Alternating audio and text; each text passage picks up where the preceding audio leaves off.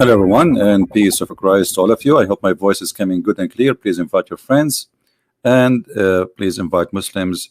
So, if there is any would like to call us and give us some answers, that will be nice and beautiful. Today, our topic is Quran versus the Bible. You see, if you go in YouTube, you will find thousands and thousands of videos made by Muslims speaking about the preserved Quran. And for me, I don't really care for the Quran preservation or not, because I mean, what they call preserved today is enough for me to prove that Quran is false and Islam is false. So you say it's preserved, you say it doesn't preserve, doesn't make any difference anyway. However, we are going to speak today about the preservation of the Quran, and in the same time, which book is the true book? I mean, the Bible or the Quran?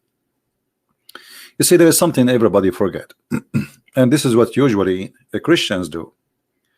Christians, when they debate Muslims, they debate them as they are debating an atheist. As simple as that. So let us say that the purpose of the debate is missing. A Christian, generally speaking, he is unaware he is debating who. So he think if he debate a Muslim is the same as debating an atheist, is the same as debating a Hindu debate. I mean, they have their own logic, those who call themselves debaters from the Christians side, and I'm a Christian, as you know. But the fact that debate between us and Muslims is destroyed. I mean, the Muslim, they lose the argument since they made the argument. What is the argument? The argument is that the Bible is corrupted. I put the whiteboard there because we are going to draw some stuff. Bible is what? Corrupted. All right.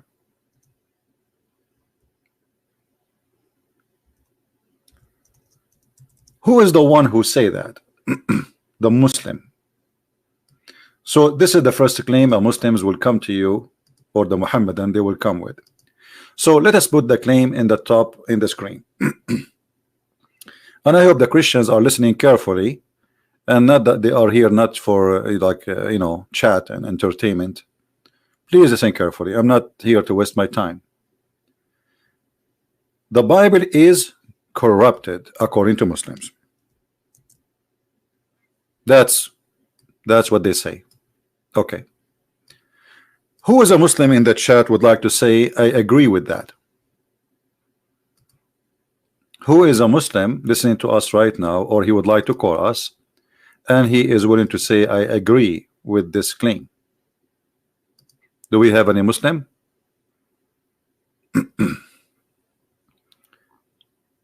Do we have any Muslim he agree that the Bible is corrupted? Anyone?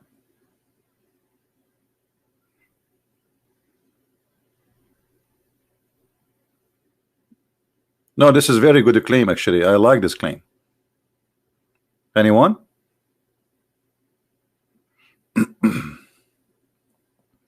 Who is a Muslim agree with this? Okay, we have somebody saying I agree with this claim. You see, anyone who is here to play games and this is not for kids. If you are not a Muslim and I say I agree with this claim, I will ban you. So this is not a place for kids. We want mature people. Who is a Muslim?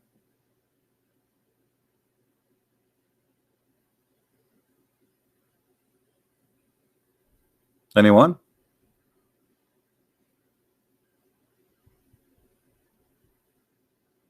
Look like we don't have any serious Muslim here. But look what the Muslim he just did. By saying that the Muslim, or the Muslim by saying that the Bible is corrupt, do you know what he did? He just proved to us that Islam is false. And this is why. If we ask the Muslims where the Bible is coming from, he will say Allah. Who? Allah. And when we mean the Bible, we mean two books, actually more. We mean, according to the Quran mentioned the book of David, and there is Sulaiman, he have a book, David have a book, and even Abraham have a book, and Isa have a book. So we are talking about many books, and Moses have a book. So when we say the Bible, we are saying many books, all of them one shot. Okay, who is the one who sent this book? Allah. So what the Muslim is saying to you, that Allah is God and he cannot protect his books, not only one book. Are you getting the point? So this is the claim of the Muslim. The Muslim coming to us, he have big missiles saying, hey, I'm strong, I want to show you my God what he can do. What your God can do? Your God, he lost books. Your God cannot protect his books because those are supposedly the books of Allah. Are we taking notes?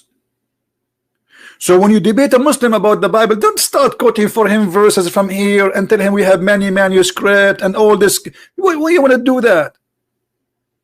This guy, he gave you a hammer, he gave you a big nail, and he is asking you to use it.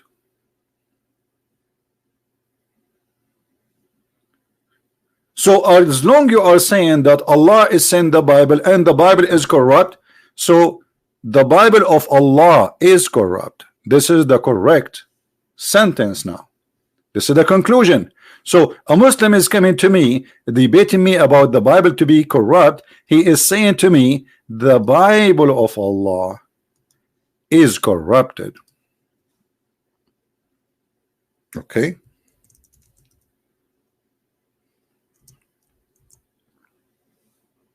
That's wonderful.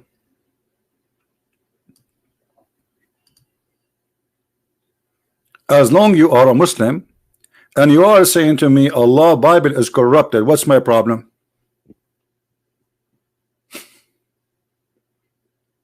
Do you understand, people? The debate is over. Do we understand? The debate is over. 2 seconds, 30 seconds, 1 minute. A Muslim crying, oh, my Allah, my God, his name is Allah and he sent the book and his books are corrupted. Okay, nice to meet you. So what we will do now? What kind of God? He cannot protect his book. Actually, this should be a reason for anyone to leave Islam. This should be a reason for anyone who believes in Islam to leave Islam immediately, because you have a God who, according to Muslims, he sent 124,000 prophets. How many? 124,000 what? Prophet. Oh boy. And each one of them, he come with book from Allah. Okay. And all the prophet books are gone. What? What? Except one prophet.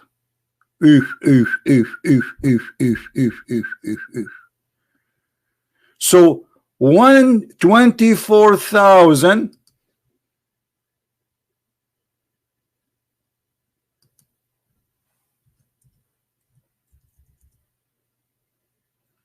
minus 1 are gone. What is the result? Guys, what is the result? Who is a Muslim here? He is good in mathematics. 124,000 prophet books are gone. We have only one supposedly left. What is the result? 123,999 are lost. So imagine if we give Allah a job to work as a library guy. Allah is the biggest loser in history. We gave him 144,000 books. He was able to protect only one.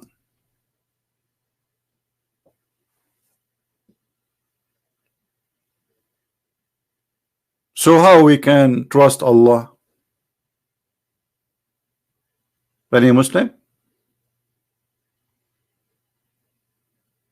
Imagine you leave your son at home and you tell him, okay, I will give you $124,000.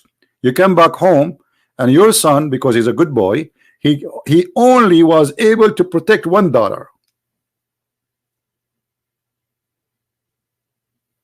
This is Islam. I challenge any Muslim to say you are lying. And then we have another question.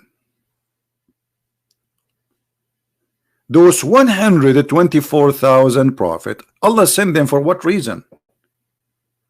They say to deliver a message. Okay, do Allah knew that their message will not be delivered anyway?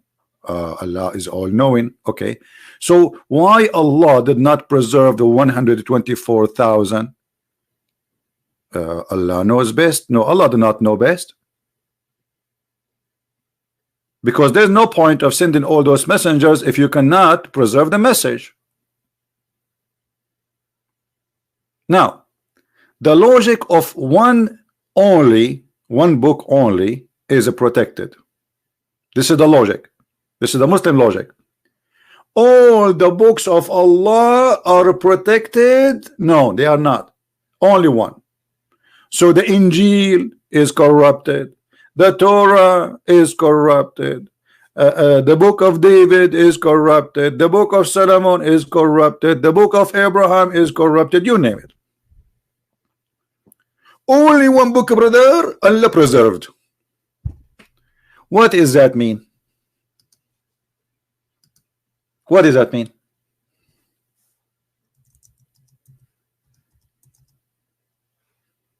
Any Muslim can tell me what does that mean? Allah, He has a selective service.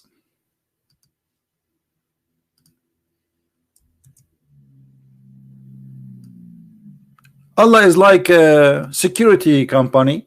He decided to protect only one book. Only one book. But isn't it all the book of Allah are the book of Allah? Is the word of Allah is equal to the word of Allah, or it is not? If the Torah is the word of Allah, and the Injil is the word of Allah, and the Quran is the word of Allah, so why Allah will not protect the word of Allah? The answer is very simple. Allah has nothing to do with those books, and Muhammad, he could not find himself there. So he have to say, and the Muslim, they have to say, you change the books. But however, I like the idea of Muslims saying that the book of Allah is corrupted, because that will lead us to prove that Allah cannot be God, for nobody can corrupt the word of God according to the Quran. Let us take a snapshot for this, so later we can use it and we do not need to type this thing again. Smile. Bingo. All right. Now,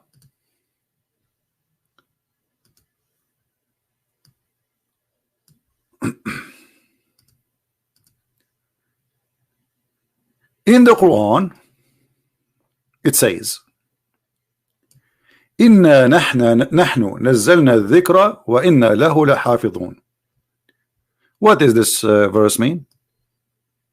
It is us who sent down the dhikr, and the Muslim between the two brackets, they said the Quran. But the Quran did not say the word Quran there. Where is the word Quran in the verse? There is no. This is why they put it between two brackets, i.e. the Quran. And look here at the fabrication. You see, Islam is a religion of corruption. If Allah did not say Quran, how you say it's Quran? This guy claiming that Allah is saying that he sent the dhikr, and the word dhikr here is the Quran. Who is a Muslim he agree with this translation, that the word dhikr here mean Quran? Any Muslim agree with this? Any Muslim agree? Who agree?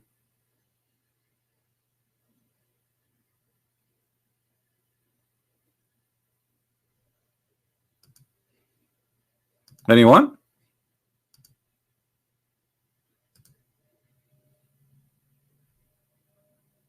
Anyone?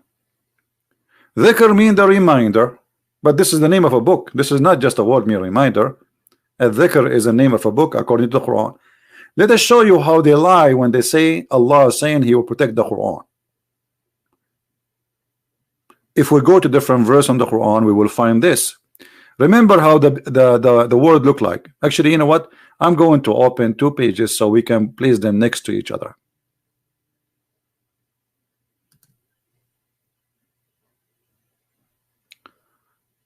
All right.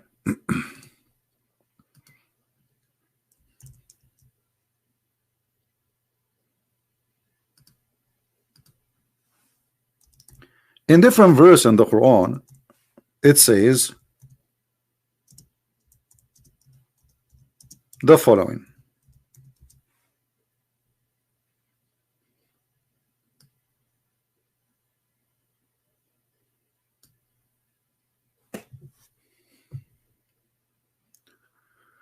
Chapter 16 verse number 44 and chapter 21 verse number 115, both of them they are mentioning the word dhikr.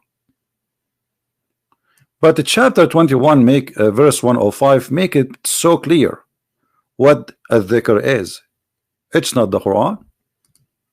Here we go, and this is the Muslim translation. We are using the same translation for the same translator, isn't it? We will check it out. So it says here that indeed we wrote in the Zabur, which is the book of Psalm,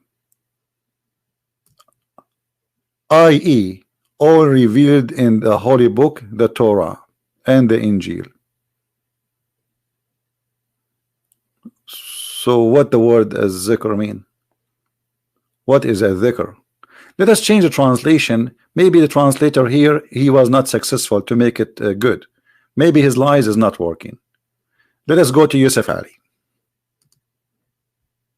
Okay. Yusuf Ali saying the following.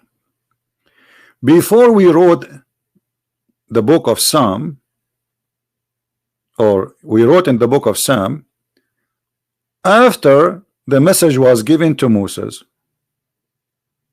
So what is a dhikr?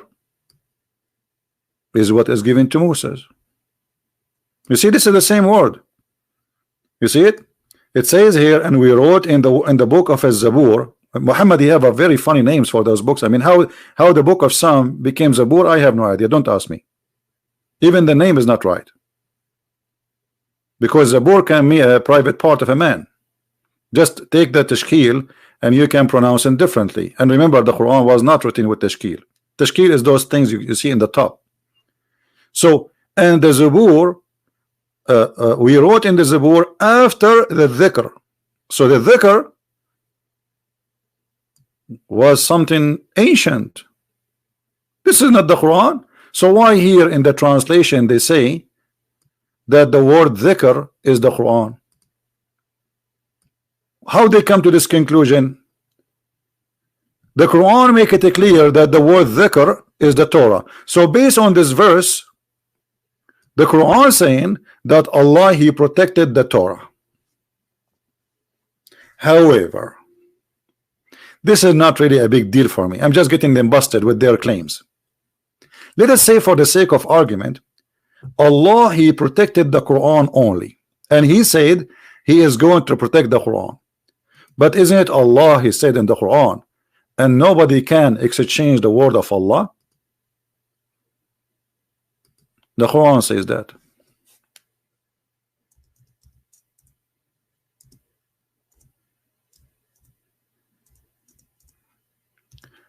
Again, if you ask the Muslims, when Allah he said nobody can change, all those verses saying the same, by the way.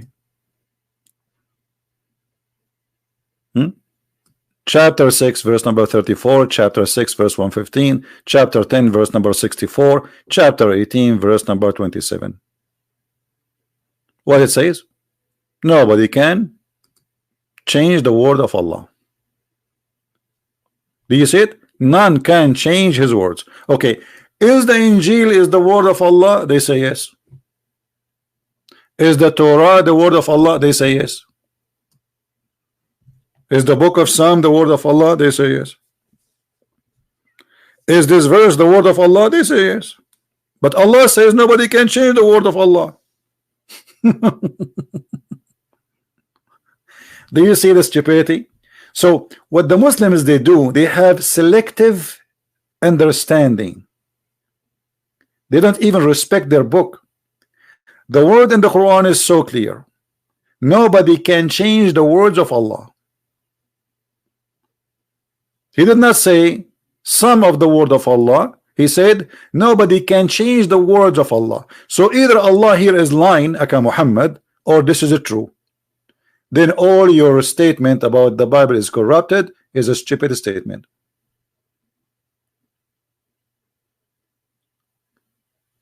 Who told you that there is 124,000 prophet? This is a kid can search it in Google and can find it. I do not need to give you a proof for that. Just search it. It will take you 2 seconds in Google. You're a potato couch. Or they call it what? Couch potato? Show me where it says 124 prophet. Just type it in Google. You know, come to daddy. I mean, look at the Muslim. A Muslim, he is saying to me, he never heard that Allah sent 124,000 prophet. This is the first time he heard it. Yeah, the only thing they hear is the Bible is corrupted, brother. But look what happened here. Not only this is a contradiction for what Allah said, and we showed you that the word dhikr mean the Torah and whatever books came before in the beginning, but the Quran confirmed in many verses that nobody can change the word of Allah. Now if we ask the Muslims what is the first chapter was given to Muhammad, they will say to us chapter 96. Chapter what? 96, brother. Oh, so if Allah he gave Muhammad the chapter number 96, so why it is 96? This should be number 1.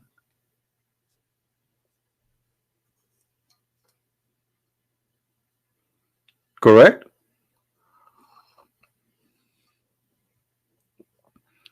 Why you are not reading the tafsir of that verse? Tafsir of who? You Muslims don't agree about it. And you know what?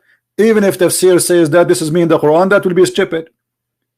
Again will take us to point number 0, that Allah cannot protect his Bible, cannot protect his Torah, and that will make it even more horrible. So read the tafsir, that will help me more. Actually, I insist to agree with the tafsir, and I will show you why. I like it more. When you say that Allah he will protect only the Quran, that's mean obviously Muhammad is a scam. Because why Allah will protect the Quran if the Quran is the same as the Injil, the same as the Torah, the same as all his books? Are you saying to me the Quran is made of gold and the rest of Allah books are made of silver? Are you saying to me that the word of Allah is not equal to the word of Allah? Are you saying to me that the word of Allah is not eternal? So that all will lead us to understand that Islam is a shish kebab hummus. That will be stupid. And look at the corruption in front of our eyes, the proof in front of you. They say we never change anything. Who is the one who put a chapter 96 as 96? Read the tafsir verse 6 115 will make sense to me. Well, my friend, nothing makes sense to me, because it makes sense to you to say that Allah protect the Quran only. Why? You tell me how it makes sense. Allah is the Injil is the book of Allah. The answer, yes, the Quran says so, according to Islam, not according to me. So why Allah will not protect his book? Who is a Muslim when give me a call? He is my hero. Why Allah would like to protect the Quran only, not the rest of his books?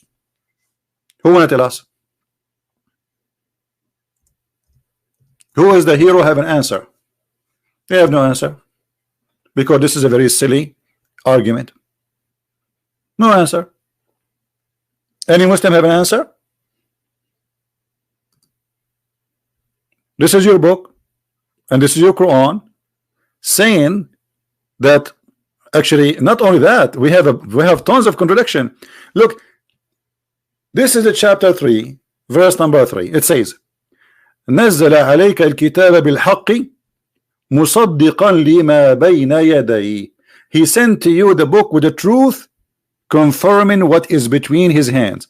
How you are confirming what is between your hands, and yet you claim it's corrupted?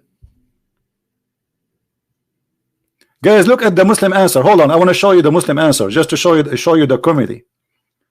A Muslim, he said, Allah did not protect the book because it's a test.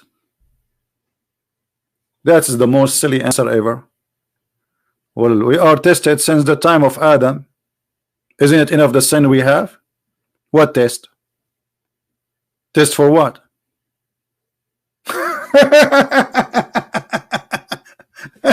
What is that? Isn't it the test to believe or not to believe? So look what you are saying. Allah, he sent the book, he gave it to the shaitan so he can play with it, so shaitan can deceive people and use the word of God, making them the poor people believe that they are worshiping God, but the fact shaitan deceived them. That's mean Allah, he himself is a shaitan. Now if we ask this Muslim a very simple question, is the Quran corrupted by the will of Allah or against his will? Who is the Muhammadan will answer me. Let us make this question more clear. Is Allah word corrupted by his will or against his will? Who is the hero? Want to answer?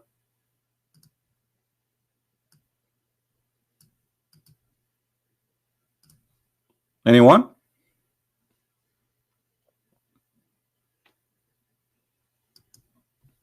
Anyone have an idea? I hope the Christians are taking notes, just to show you how embarrassing this cult is.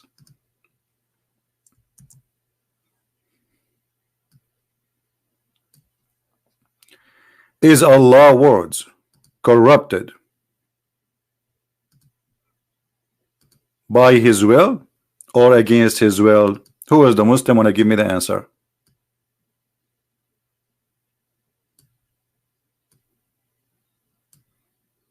Any Muslim? Thank you. A Muslim saying to us, everything happened is by the will of Allah. Guys, did you see it? Everything happened is by the will of Allah. So who is the one who corrupted the book? I mean, the word corrupt there is coming wrong. Very funny. Let me fix it. Hold on.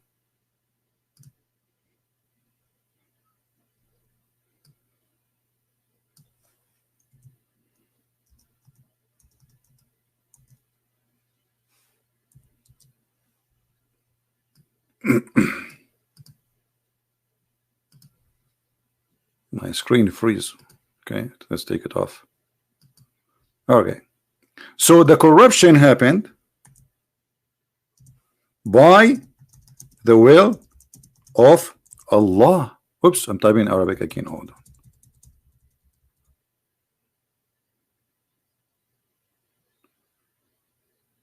on. Very slow. By the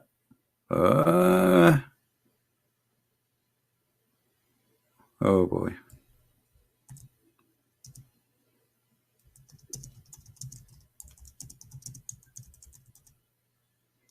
All right. Look like there's a delay in typing for some reason in this software. All right. So Allah will is the reason for the Bible to be corrupted. So what's my problem?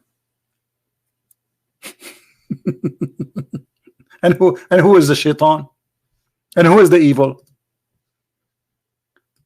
If the Bible is corrupted by the will of Allah, that's mean whoever corrupted the Bible was doing the will of Allah. Are we following? Whoever that person who corrupted the Bible, he was doing the will of Allah, so he's a good person. Because this is Allah will. Do you understand?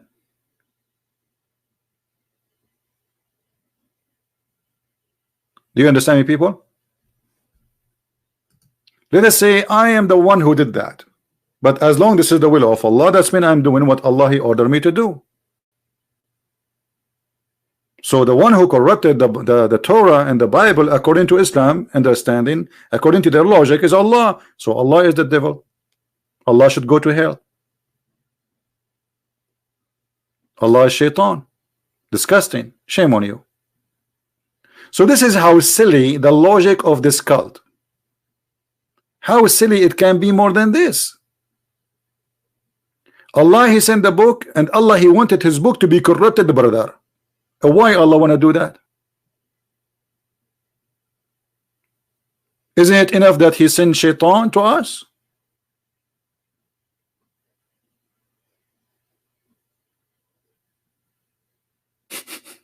You know what I mean? Isn't it him who sent the shaitan? Isn't it enough he sent shaitan?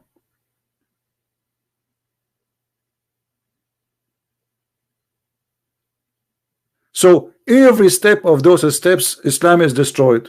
How many times we need to destroy Islam today? It's enough. But we are not done.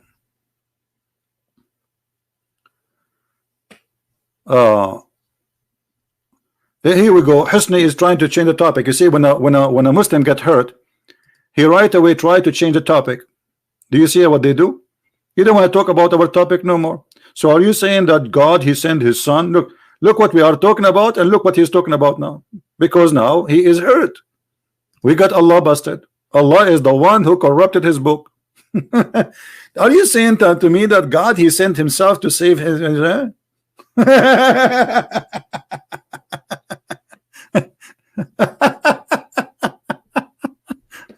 what a comedy, what a drama. And not only that, if we go in the Quran and even in the Hadith, we find that any sin we do in our life is the will of Allah. Is that right? Read with me carefully. Let us say I'm going to do tomorrow I'm going to commit adultery. All right, look what Muhammad he said. It's not you who choose to do adultery, it's Allah. Allah he wrote for every human how much adultery he will do. This is not about Allah knowing, it's about necessity of doing. It's a portion which Allah he wrote for you to indulge. Read carefully, and this is Sahih Hadith, so they can't say it's weak, da'if, and the garbage they say. Verily Allah has fixed the very portion of adultery which a man will indulge in, and which he of necessity must commit. Do you see it said necessity must commit? That's mean you're good, you're bad, doesn't matter. You believe, you don't believe, doesn't matter. You have to commit sin as Allah he decide for you. So which one is which sin is not written by Allah? All of them are written by Allah. So you commit adultery, Allah he made you commit adultery. You kill somebody, Allah made you kill somebody. You rape a woman, Allah made you rape that woman. You commit theft, Allah made you do theft. You disobey Allah, Allah make you disobey Allah. You corrupt the Bible, Allah make you corrupt the Bible. So who is the devil? And why this person is going to be punished for the adultery he did? Any Muslim can tell me? Do we have any Muhammadan here have an answer? If Allah is the one who decides for me adultery, which I must do, so why I will be punished for it?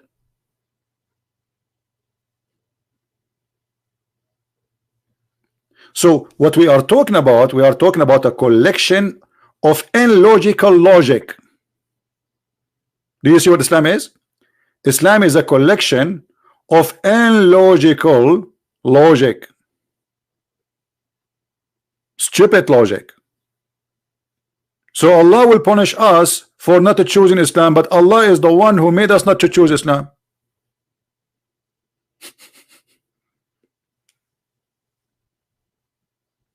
Huh? You won't be punished for it? Isn't it your prophet? He says, and the Quran says, the one who commit adultery whip his back 100 times. What are you talking about? This is in the Quran. And in the hadith, Muhammad, he says, actually, as long as we are talking about the Quran being preserved, my friend, you remind me of a hadith which is very important, because we are talking about adultery, right? If you remember, there was a verse in the Quran about stoning to death, right? Which eaten by the goat. So it says here, the hadith, and this is Sahih hadith, the verse of stoning and breastfeeding, which is very sadly is gone. I like breastfeeding, you know. I want to be a baby again. The verse of stoning and breastfeeding for an adult, so not for a baby. Even now I can do it. MashaAllah, MashaAllah. What an open-minded religion. Allah is hippie. Allah is a hippie God. Muhammad teaching people, teaching Muslim women, you can give your boobs to a strange man. You cannot shake hands with Muslim women, but you can suck their nipples. That's so beautiful. So Allah sent verses, and those verses, as Aisha is saying, not me. Don't tell me it's me who said that. The verses of stoning, of what? Stoning. So there was verses of stoning in the Quran. Yes, brother. Where are they? Aren't you Muslim giving us headache about Quran preserved, Quran preserved, Quran preserved? Okay, where it is? They will say to you, it's abrogated by recitation. What do you mean? What is this? Is that a new art? Why Allah want you to forget the recitation if you have to practice the recitation? How you can practice the law, yet Allah, He delete the law? Have you ever heard of a king? He make a law, and then he said to them, you have to practice the law, okay? You say, okay, sir. And then he say, okay, give me the law. Okay, we give it to you. From now on, nobody recite this law. Okay, so how we can practice it? This is what they say to you. They say this is abrogated by recitation. Why is that? Simply, the goat ate it. Who can recite for us the verses of a breastfeeding for adult? Anyone?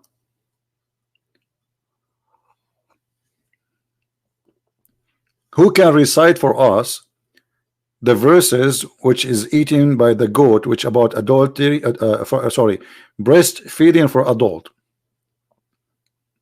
I call it the yummy yummy verse. Anyone? Who knows the verse? And look, not only that, the hadith says that the verses of 10 time adult breastfeeding, it's 10 time, which means the Muslim he have to do breastfeeding, Muslim women, she have to do 10 time breastfeeding for adult, not only once. And that's for what purpose? Just for the purpose so she can sit with a strange man. Imagine. If I go in the airport now in Saudi Arabia and there's a woman, she work there in the police, she have to give me her breast, and then I can talk to her. And you have to do it 10 times in 10 different days until you are satisfied. Not only like done. No, you have to suckle until you cannot take it no more. And then you come the second day, and you do the same, and then the third day, and then the fourth day, and then the fifth day, until it is 10 times, and then you can sit with the women and have coffee. Now the hadith here says that the verse of 10 time breastfeeding was abrogated by what? Look. These verses were abrogated in recitation, but not ruling. And then other hadith established the number of fourth stage. What fourth stage? This is a guy, this is a man, or to be five. Okay, where we can so we have now another standard of corruption. Not only Quran is not the only book which Muslims they have to obey, they have other book, it's called hadith. And if we ask them about the hadith, they say this hadith is da'if, this hadith is weak, this hadith is rejected, as they wish. So where is the preservation of Islam? As long as Islam is not based on the Quran. So look what we discover in one story, that the Quran is not preserved. Even a goat, she did eat the Quran, and Allah could not stop the goat. And a hadith written by somebody came 300-400 years after Muhammad can destroy the Quran and can abrogate the Quran. So how we can accept this religion? All right. So where is Islam? There's no Islam. That's it, it's gone. Now we are not done. Are we done? No, we are not. But let us remember things one by one. The first thing, when a Muslim he speak to us about the Bible corruption, don't defend the Bible. He's not talking about your book. Are we clear? Are we clear, people? A Muslim, when he talk about the Bible, he is talking about his book, because Muslim they claim that Allah is the one who sent the Bible. So why you want to defend such a thing? The guy is accusing his God that his book is corrupted. What's your business? Say to him, I agree with you, the book of Allah is corrupted. You will see in a second the Muslim Abdul, his face turn upside down. He will say to you, no, I'm not talking about the book of Allah. No, you are talking about the book of Allah. Is it this is the book which is sent by Allah? He say yes. Okay, so you are saying to me the book of Allah is corrupted. What's my business?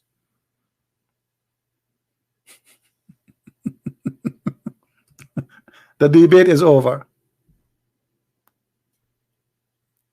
The debate is over. And look at the corruption of the translation. Islam have suffered from many corruption. Look what I'm reading right now.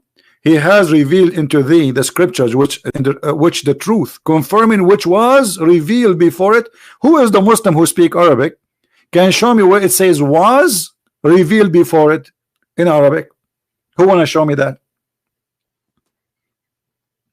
You see how they lie to you? It says in Arabic, نزل عليك الكتاب بالحق مصدقا لما بين يديه. What لما بين يديه mean? To what is between his hands. Look how the translation took off. Very important sentence. It says to what is between his hands, and the word hands in the translation is totally disappeared. Anyone see the word hands here? What happened to it? It says between his hands. It doesn't say confirming what was revealed before it. Let us change the translation. This is just to show you another standard of fabrication, which is Islamic translation. Look at this guy. Look at this guy. He has revealed this book to you, sitting for the truth, confirming the earlier books. Okay, hold on. This translator is little bit more honest than the previous translation. But look what happened now. The Quran confirm our Bible. But this is not enough, because the verse doesn't say that. The verse says confirming what is between his hands, which is the Torah and the gospel, as we see. So why they are insisting to take that sentence off? Let us continue. Change the translator. Different Muslim translator. Confirming what came before it. Like, what happened here? They insist to say what came before it, because we have to take it off. Let us see this guy, the Dudi, Badadadi, confirming that what sent before it. It doesn't say that. Not a single Muslim translation is honest. That is one of the biggest problems of Islam, dishonesty. Revealed to Muhammad the scriptures confirming that which was revealed before. Where is in that? You know what? I will do something. I will do a trick. Can I do a trick? Who like me to do a trick? just to show you how they lie. Let us do this. I am going to ask Mr. Prophet Google, peace upon him, to translate for us the verse automatically. So now we will have two translation, one done by the Muslims, Abdul, and one done by Prophet Google. Let us see which one of them is more honest. What do you think? Here we go. This is the same page, the same translator.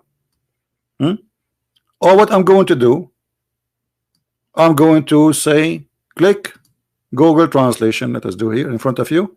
Let us see if the word between his hands will appear or not. Translate to English. Look at this. Look at this. Look like Google translation is 1 billion times more honest than any Muslim translation. You believe it? Does it say here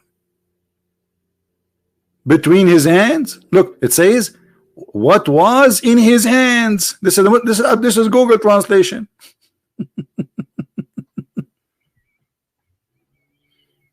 Hand of who? Muhammad. So Muhammad, he should have the Torah, the correct Torah at that time. He should have the correct gospel at that time.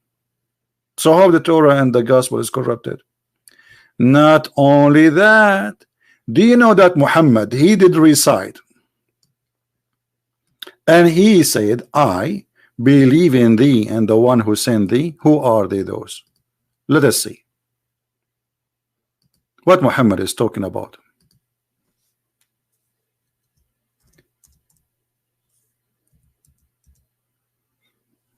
This is Muhammad asking the Jews to bring the Torah. He put his hand on the Torah. Read carefully. He said to them, bring the Torah for me. It was then brought, and he then would draw the cushion from beneath him. And look how hypocrite he is.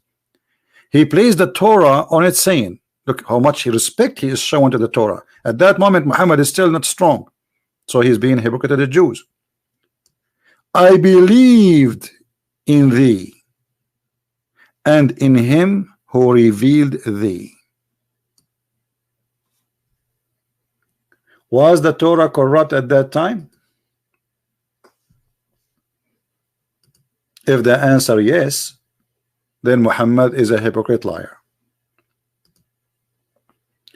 Because anyone who swears by a corrupt book, he must be corrupt. Do we agree, guys?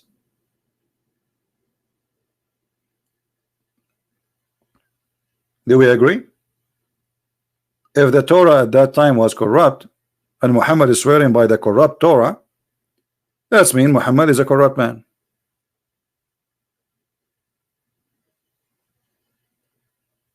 Only false people agree and say, I believe in false thing.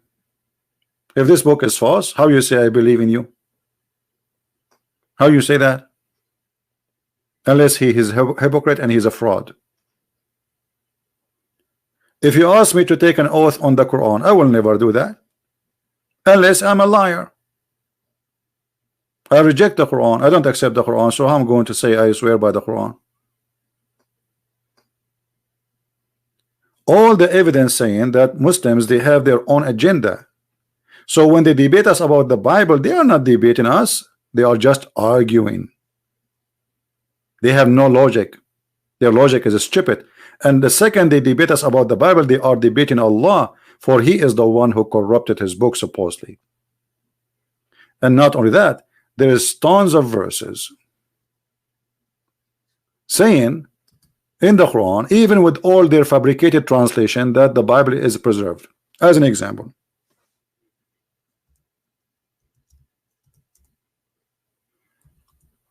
read this verse with me.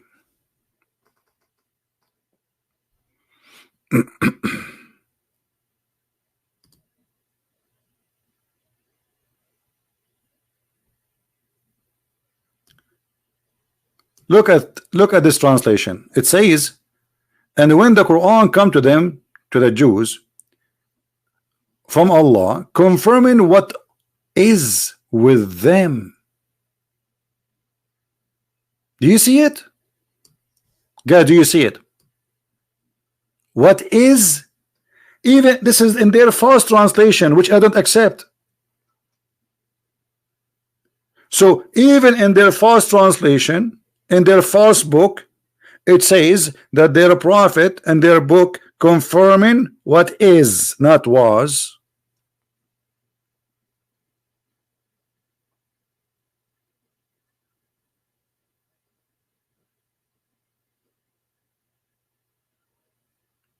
So why Muslims don't respect their book? And what is behind this agenda that Allah he sent books but he did not preserve his book? What is the plan of Allah? You see, let me tell you the plan of Allah according to the logic of Islam. What the Christians believe today, that Jesus was crucified. What Islam says, Jesus was not. But what do you have to do with Jesus anyway? Nothing. What you Muslims have to do with Jesus? First of all, we cannot even find the correct information, a single correct information about Jesus, except that his mother, she was a virgin and her name is Maryam. That's it. The rest is false. In the Quran, they have a guy, his name is Isa. Who is Isa? What Isa mean? They do not know. What Al-Masih know mean? They don't know. What Moses mean? They don't know. What Abraham mean? They do not know. What Israel mean? They do not know, because all those names and stories are stolen from others. Muhammad had nothing to do with it. So look what happened. If you go in the Quran, you will find Muhammad the corrupt prophet. You see, when they say the Bible is corrupted, that is the Quran, my friend. The corrupted Bible is the Quran, and we can prove it in 2 seconds. إذ قالت امرأة عمران, when the wife of Imran said, who is Imran? According to Muhammad and the Quran, Imran is the father of Mary. Like what? Like what? What? The foolish Muhammad, he thought that Imran is the same father of Maryam, the sister of Moses and Aaron. So this is why he is giving Jesus a grandfather. His name is Imran.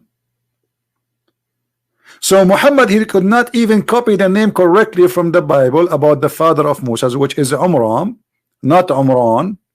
Imram. Wrong pronunciation, wrong name. I mean, have you ever heard of a God? He cannot even pronounce a Hebrew word. Umram. How the word Imran became Umran? This is number one mistake. Number two, what Imran or Imran in the Quran have to do with Jesus?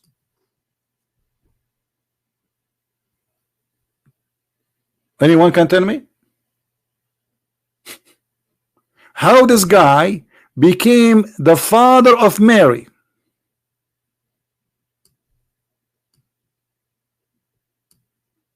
Anybody can tell me?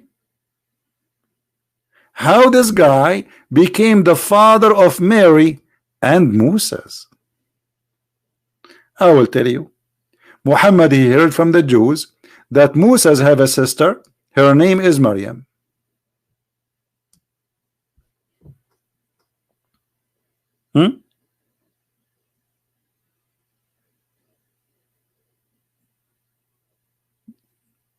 It's a woman of Imran, that wife.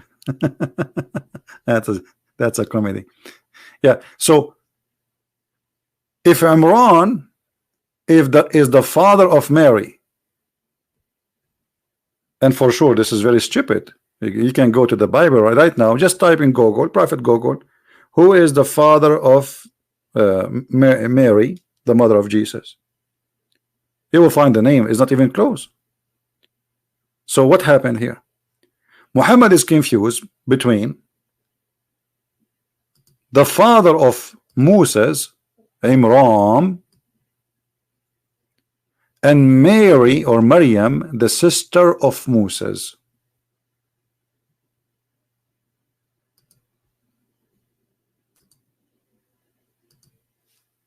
You see what happened?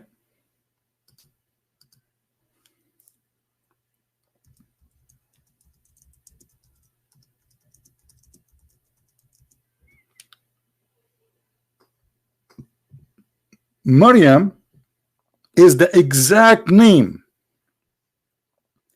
as it is in the Bible for the sister of Moses.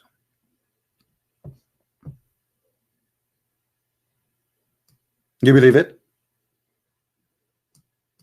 So we have a book, the Muslim, they claim it's preserved, and this preserved book making it clear that Maryam, she is the daughter or the daughter of Imran, and that will make Isa the grandson of Imran, and Imran is the father of Moses. How that can be? And look here at the stupidity. Mary, she is from different tribe, have nothing to do with the tribe of Moses. Moses is from the house of Levi. What does have to do with Mary?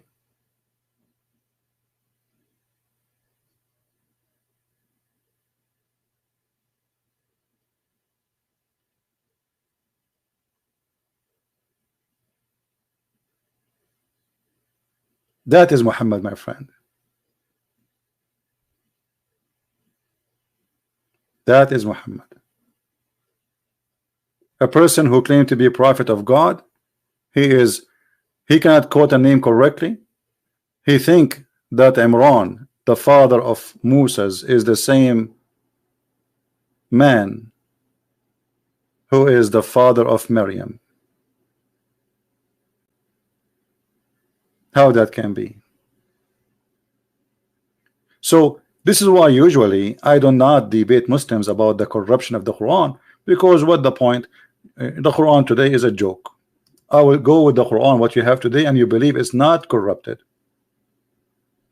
And additional to that, I mean, what the point of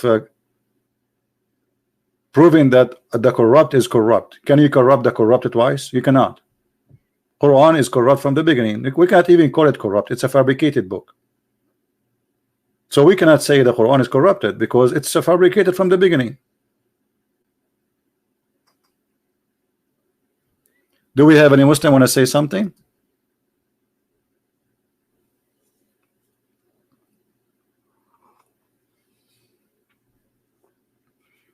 And this is why you see Muhammad in different phrase in the Quran. He says that Mary, she is the sister of Aaron. You believe it?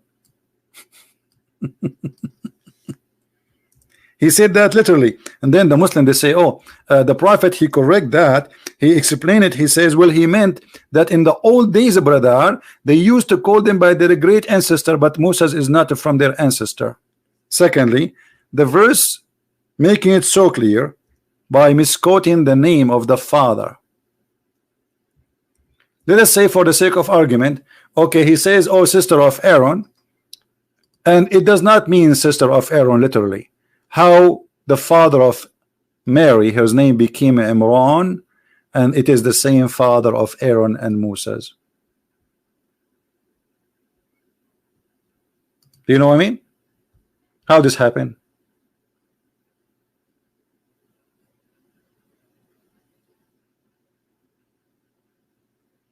Yes, the word Quran. Yeah, guys, this Muslim, he's saying, are you saying the prophet, he cannot pronounce the word correctly? Yes, he could not. There's tons of them, and the proof in front of you. Who is Imran? Okay, show me. You see why the Jews, they will change the name of the father of Moses from Imran to Imran? Give me, you tell me why. Give me a reason. Do they knew that Muhammad will come after 1,000 of years and he will make the name look funny? Give me a name. Why those people who they are devoted Jews, they will accept to change the name of the father of Moses, and why the Christians will accept to change the name of the father of Mary? I mean, what that have to do with anything? What kind of a prophet, he cannot quote the story of Jesus correctly? How Imran became the father of Mary? Somebody tell me. Let us say you are educated, I am not. I want to learn from you. How the father of Mary in the Bible, his name became Imran in the Quran?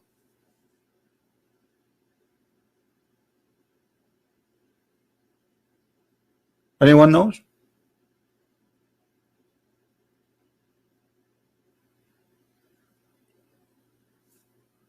Why does Abraham written as Ibrahim in the Christian Bible? What do you mean the Christian Bible, Ibrahim? Secondly, even your God, he say Abraham. You are an ignorant, my friend.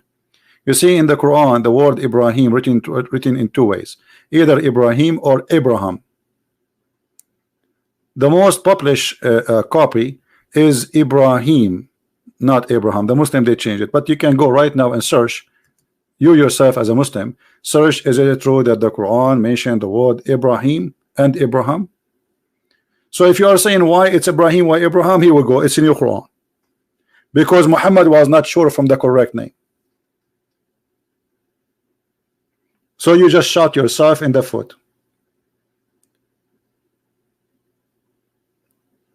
Any Muslim?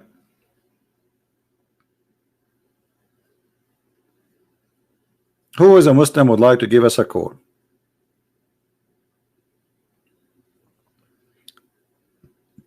And you know, if I wanna, let's say, I wanna follow a religion, and somebody told me, okay, come and join Islam. Okay, I'm going to join Islam, and look at the logic of this religion. If you bend over 5 times a day, Allah will give you women. Each one of them, her butt is 1 mile. I'm really convinced. I'm really convinced. Have you ever heard of a prophet promising me that I will have a wife, her butt is 1 mile? What I will do with such a butt? Have you ever heard of a prophet? He will promise me I will have sex and I will have orgasm of 70 years. This is religion. This is God. 70 years orgasm.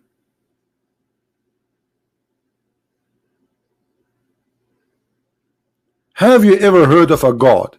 He promised you that you will see women in heaven, and those women he described what happened inside their private part. This is God talking. Who is a Muslim agree with this? Is that God talking?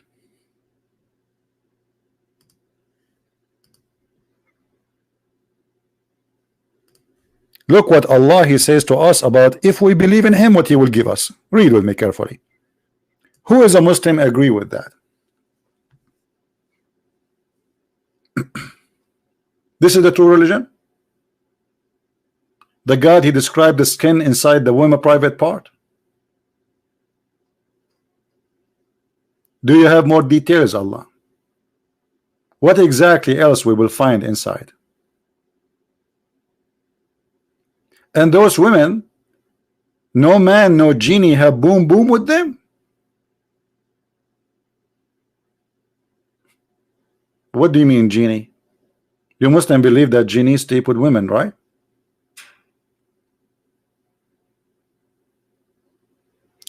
Have you, I want you to believe in this God, brother. Allah is the true God, and the proof is the following. Allah, he promised us women with big breast.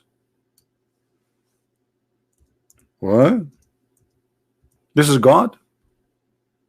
And then you see the dad saying, do you see the book of the Song of Song? The book of Song, first of all, is not God talking. It's a king making point. Secondly, he was not talking even about women. Here, this is God. And since the Muslim, they heard the dad saying that the Song of Songs is about Muhammad, nobody make fun of the Song of Song no more. Suddenly, the Song of Song became holy. Muhammadim Madamadim. The dad was making fun of the Song of Song for the first 20 years of his life, since he started debating Christians. After somebody told him, do you know that Muhammadim in the Song of Songs? Suddenly the Song of Song became about the Prophet Muhammad. You see the hypocrisy?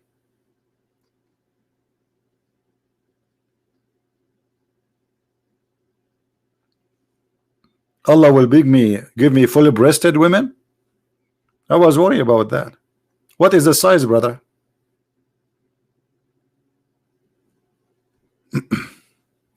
Husni is saying, guys, Husni is saying Imran, the father of Maryam, is not the same person as the father of Moses. Prove it. And okay, hold on. So now you agreed. Look what this Muslim he did by giving us this answer. Read carefully, just to show you how Muslim they help us to expose Islam. Christian Prince, Imran, father of Mary, is not the same person as Imran, the father of Moses. So what he just said, he agreed that the father of Mary and the father of Imran in Islam, of Moses in Islam, both their name is Imran. Did he agree? Did he agree? Okay. Now look what you did. What is the chapter name? The chapter is Al Imran. This chapter is speaking about me. Who? Speaking about Moses and Mary. This is why it's called the chapter of Al Imran. You see, it says the family of Imran, not only about a person, not only about Mary.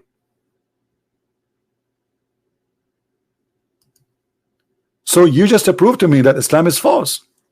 You agreed that according to Islam, Muhammad taught you that Imran is the name of the father of Mary, and Imran is the name of the father of Moses. And now your claim is they are different names, different persons.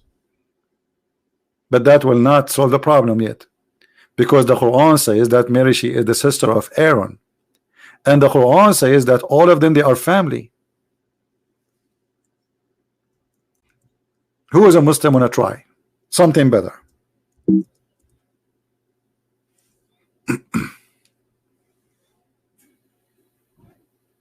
Anyone?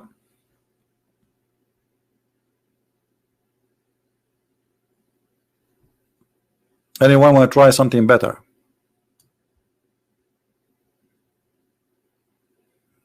Look at this chapter.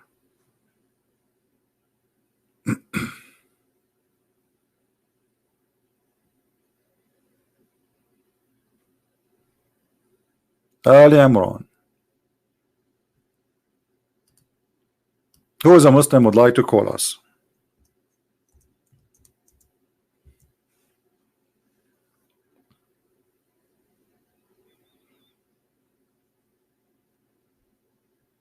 Just to show you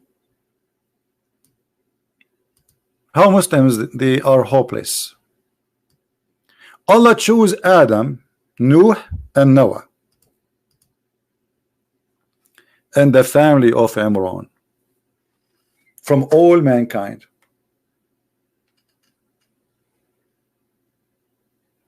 Anyone understand what this verse is saying? Anyone see what the problem? Which family is it chosen to be from all mankind? The rest are names, correct? Individuals. Adam is individual, Noah is individual, and here it says the family of Ibrahim and the family of Imran. Okay, Moses from which family? The guy who said to me that Imran, the father of Mary, is not the same Imran, the father of Moses. Which Imran we are talking about?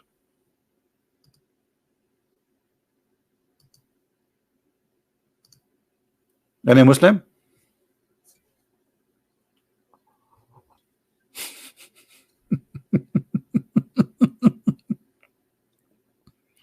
You want to guess?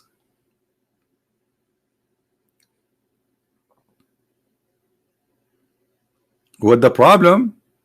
There is a big problem. First of all, the father of Mary, his name is not Imran. That is a big problem. That is a clear error in the Quran of history. Number two, it's very clear he changed the name because he do not know the name. Why Muhammad he will say Imran if Imran is not really the father of Mary? You tell me, unless he thought so. Why the Christian they will change the name of the father of Mary? What does have to do with Muhammad? This is a book written 600 years before Muhammad.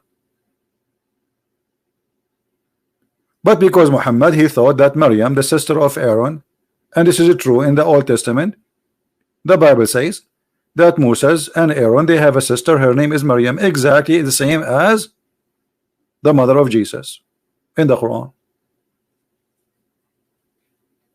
So Muhammad here, he proved that he is a fabricator by adopting the same name of the father of Imran, not by choice, but because he thought this is the same Mary, the Maryam, the sister of Aaron.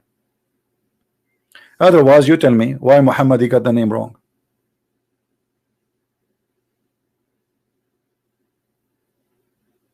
Right?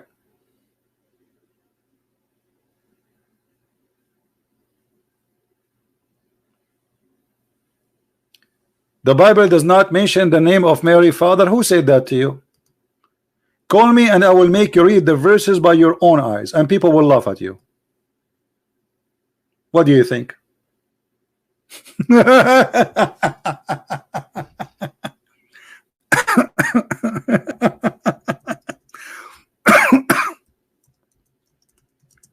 Now we have more important stuff from this. We are just showing you just a little bit of why Islam is a silly when you speak about Quran is the book of a truth. As an example,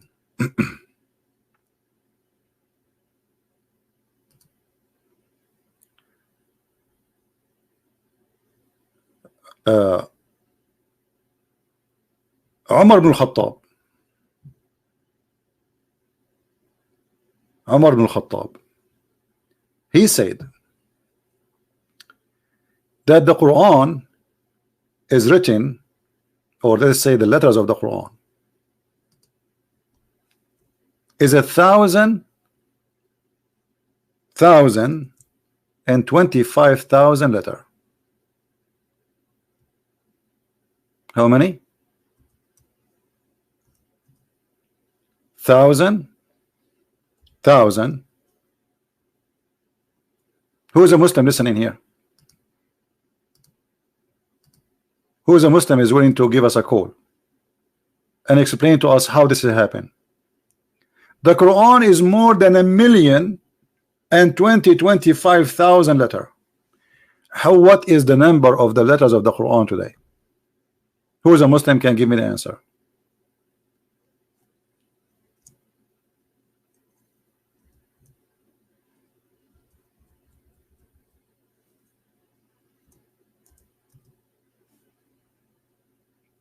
Anyone?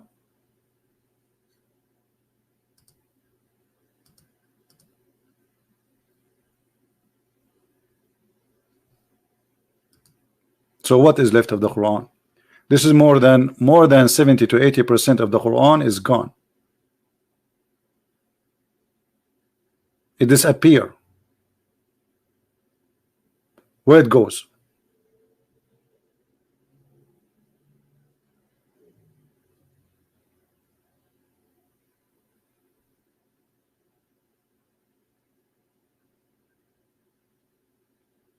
One of the hadith of Aisha, let me find it.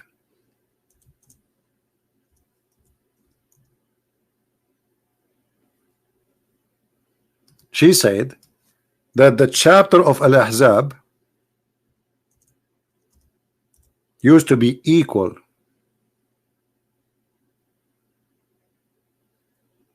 to the chapter of Al-Baqarah.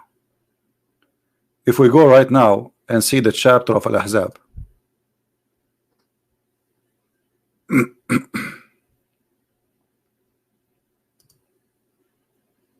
how many verses the chapter of Al-Ahzab?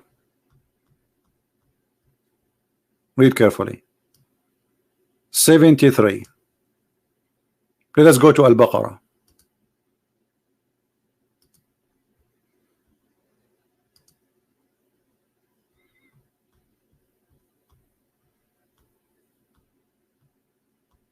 Look how big. This is the biggest chapter in the Quran. 286. 286. If we calculate 286 minus 73, 213 verses missing only in one chapter of the Quran, according to the wife of the Prophet Aisha.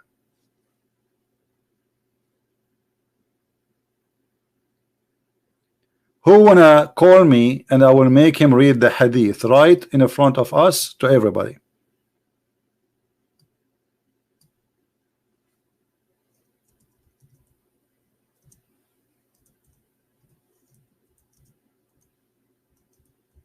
Anyone? Who is a Muslim is willing to read it?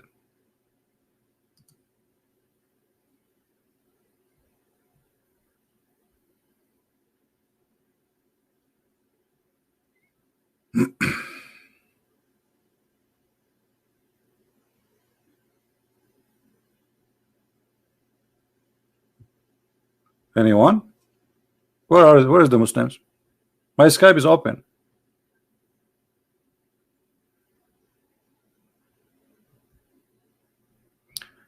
Let me show you. This is an Islamic website discussing this issue. The website is in Arabic. This is Islam and Jawab, and the guy is asking fatwa number 197942. كانت سورة الأحزاب تعدل سورة البقرة ثم نسخ أكثرها.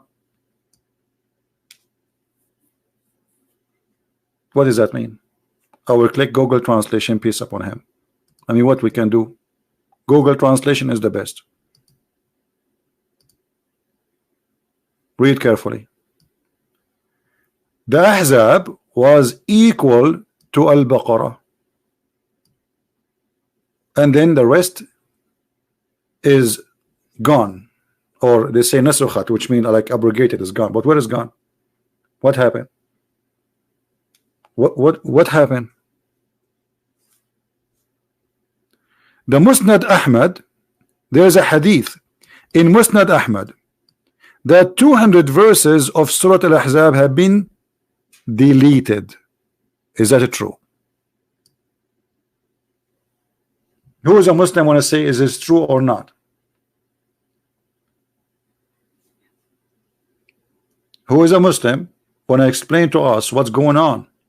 One chapter in the Quran is missing 200 verses, not one, not two, not three, not four, 200 verses. Just one chapter.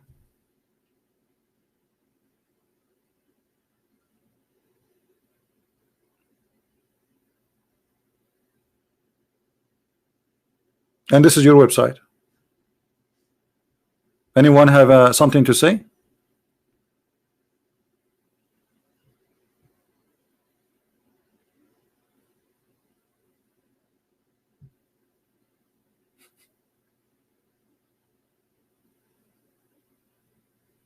Anyone have something to say?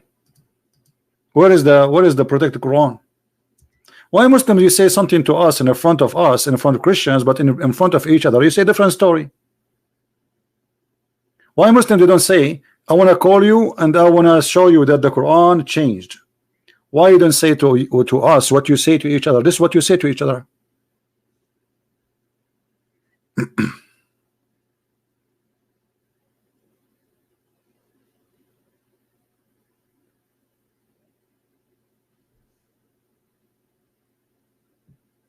Here it says, how many verses you count the chapter of Al-Ahzab? He said 73. He said, well, as I know, it's equal to the cow. It's equal to the chapter of the cow. And this is the hadith number in front of you, Musnad Ahmad. And this is Google's stupid translation.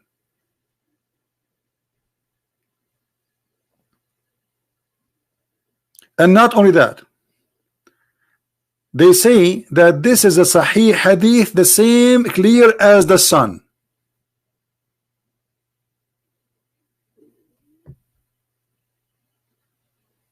This is Sahih attribution, clear like the sun. Do you see it, guys? Do you see what it says? Because the Muslim, they will say to you, this is weak, this is daif, this is shish kebab, this is hummus.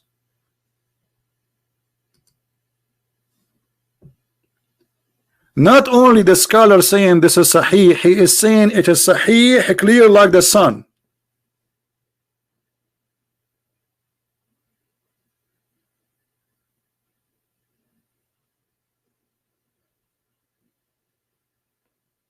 So one hadith proved to us Islam, all of it is gone. The other hadith proved to us that goat ate the Quran. The other hadith proved to us that Islam, there's nothing left. What is left? Because you know what they will say to you. They will say, oh, this is weak. Anything we say to the Muslims, it's embarrassing. They say it is weak.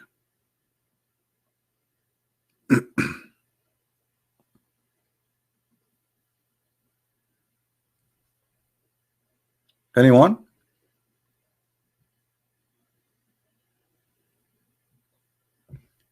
And here we have to mention another story proving the false prophecy of Muhammad. Look at this. Two Muslims. Once I was debating a Muslim, and the Sheikh, he says to me, we memorize the Quran. I said, do you memorize the Quran better than your prophet? He says, no way. I said, why no way? He said, because he's a prophet. I said, no, this is not because the prophet. Because the Quran said, سَنُقْرِئُكَ فَلَا تَنْسَى.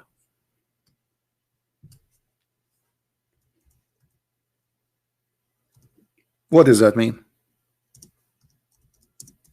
Let us see in the Quran. Chapter 87, verse number 6. It says, Allah, He promised Muhammad that we shall make you recite the Quran and you will not forget it. Guys, does it say that? Does the verse says that? Again, chapter 87, verse number 6, and this is the Muslim translation, not my translation. All right. So if we find that Muhammad forgetting Quran, that's mean Muhammad is a liar. Is that correct? Is that you see how easy it is? If we have evidence that Muhammad himself forgetting the Quran, that's mean the promise of Allah is a shish kebab, hummus, falafel promise. If God, He says to me, I will give you Quran and you will never forget it, that's it. Nobody can make me forget the Quran, correct? That's God. That's God. He said being is going to be. That's what the Muslims they say. Okay. So this is what the Quran is saying. And look what here we see. The hadith saying, and this is Sahih al-Bukhari. Allah apostle heard a man reciting the Quran at night and said, may Allah bestow His mercy on him as he has reminded me of such and such verses and such surahs I was caused to forget.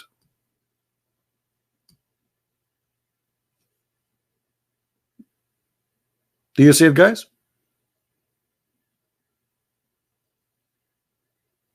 But the Quran says, I will give you Quran and you will never forget it. Muhammad not only he admit he forgot verses, he forgot chapters. Noor Khan, what's wrong with you, Noor? Are you okay, Noor? Okay, why you don't call me? Noor, take it easy. It look like you have a diarrhea, my friend. No problem, we have a solution for it. Why you don't call me? Noor is getting upset. He's flooding the text. Call me. Be the man. Who is the guy who is saying why the Muslim they call me names but nobody wanna? Okay, here we go. Call me and answer me. I have in front of you, this is your prophet and this is his wife Aisha, the beautiful wife, the child, saying that Muhammad he forgot Quran, and not only he forgot verses, he forgot chapters.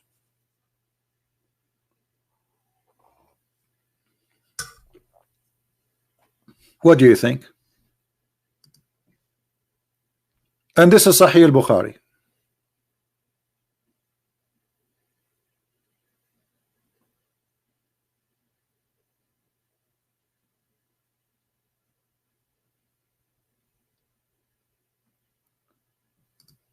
Husni is a Shia. The Shia, he's a Shia. He said the following: we Shia believe the Quran is corrupted, but that will not change anything. And I will tell you why you believe the Quran is corrupted. Because you Muslims, you have agenda. When saying the Quran corrupted will help your agenda, you say that. If that will not help you, you will not say it. You are not believers. You Muslims are not believers. You are agenda people. You have political agenda. When you want, you corrupt the Quran. When you want, you say the Quran is not corrupted. As simple as that. The Shia believe that the correct Quran is taken by Al-Mahdi when he disappeared in the cave. Which cave? Nobody knows. And he took it from Fatima. The only one who have the correct Quran is Fatima. The Muslim Sunni Quran is not correct. This is what the Shia believe. But I don't care what Shia says. I don't care what Sunni says. I care that the Quran is a stupid book. Obviously, Allah says to Muhammad, I will make you read the Quran and you will never forget. And Muhammad forget the Quran, as you see in front of you. The rest is not important for me.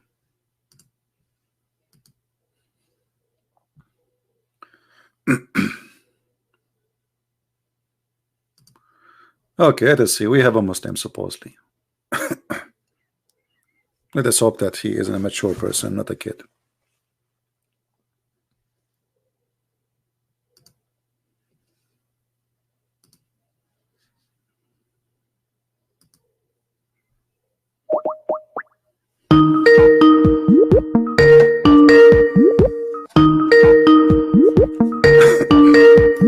Answer, my friend. Hello? Hello? Yes, Mr. Dean, you are live on air. What do you like to say to us, my friend? Assalamu alaikum. Wa alaikum assalam. I was just watching, and you know, it's impressive how much you know about Islam.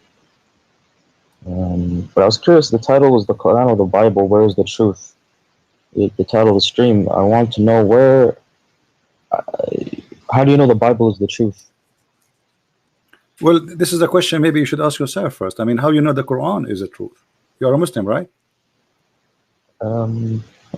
Questioning Muslim. Not okay. Well, my friend, when I say the truth, first of all, do you believe that God, he is a good God or he's a bad God? He's good. Okay. So the good God, is he going to teach you to do bad? No. Okay. Does the Quran teach you that you can rent a woman? It's called temporary marriage. Muta? Yeah, the muta. It does. Okay. So how God is the good God? When we say the good God, this means he teach me good ethic, correct? Yes. Okay. Do you think, with my respect to you and your family, I'm not saying something to insult you, please forgive me. I don't mean that. Do you believe that if your sister, with my respect to your sister, again, let us say this is my sister, not your sister, so you not be offended. Let us say I'm a Muslim, and my sister, she came to me and said she want to rent herself to do muta. What I will say to her? She will say to me, this is what Allah said. Now, I don't see anything wrong with that. Why is that?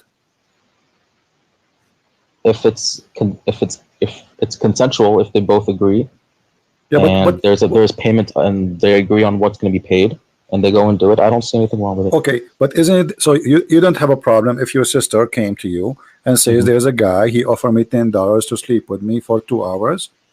As long both of them they agree, it's fine for you, correct? Correct. Okay, but isn't it this is what prostitution is about? Yes. So you don't have your problem that God teaching me to do prostitution? No, no problem. Why is that? What is your logic? My logic is that if that's what she wants to do, and if it's not rape, or it's not forced on her, if it's consensual and there's a agreement and she wants to do it, then yeah, but fine. okay. So why Muhammad, he says if somebody commit adultery, beat him? What is the difference between adultery at least adultery, let us say a man and a woman, they see each other, maybe they love each other and they have sex, they commit that sin. So why, if you and a woman, she agree with payment, it's okay, but the women who don't take off her panty for money, she will be punished? What a difference. Both of them are not married.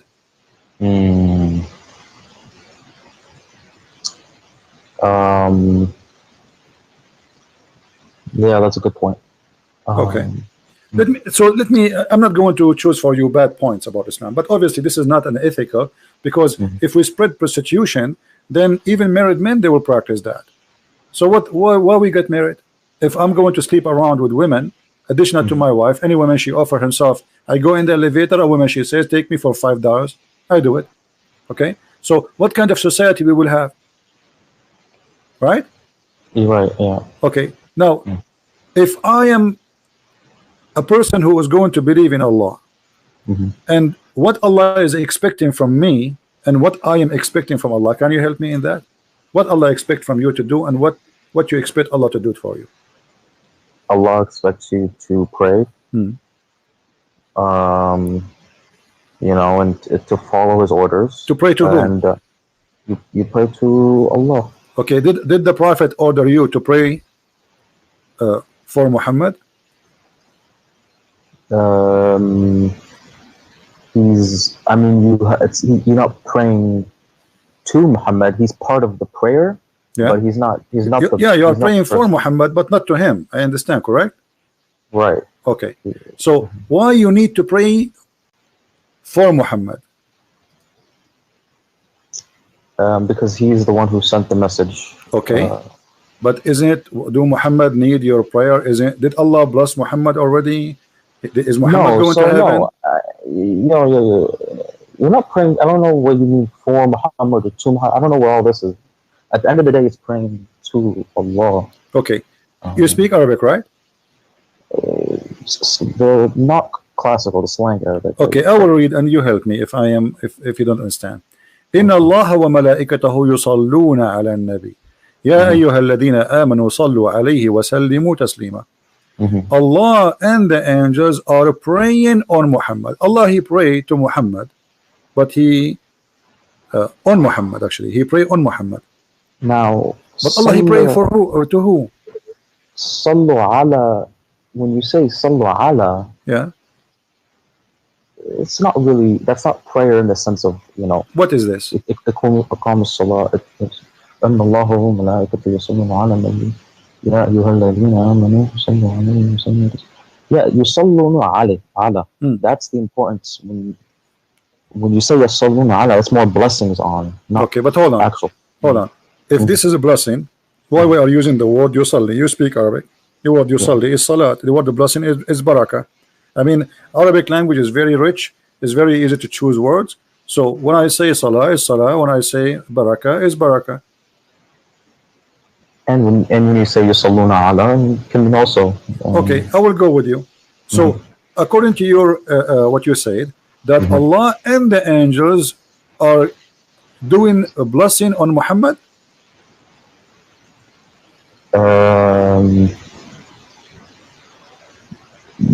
Yeah. Okay, I will go with you.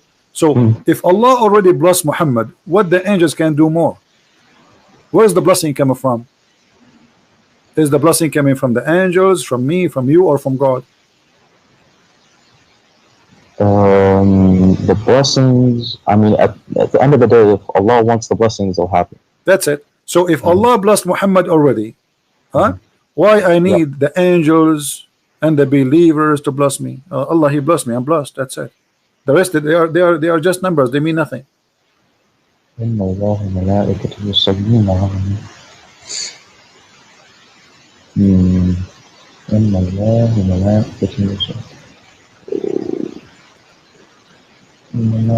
it's a message that the angels also. Okay, let me make it more simple for you, my friend. Now, let us make a circle here. I will make a circle, and this is Muhammad in the middle.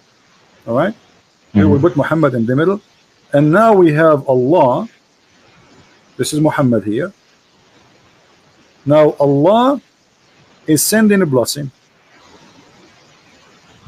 All right. So let us say here we will type the word Allah. We will make it letter A, actually A.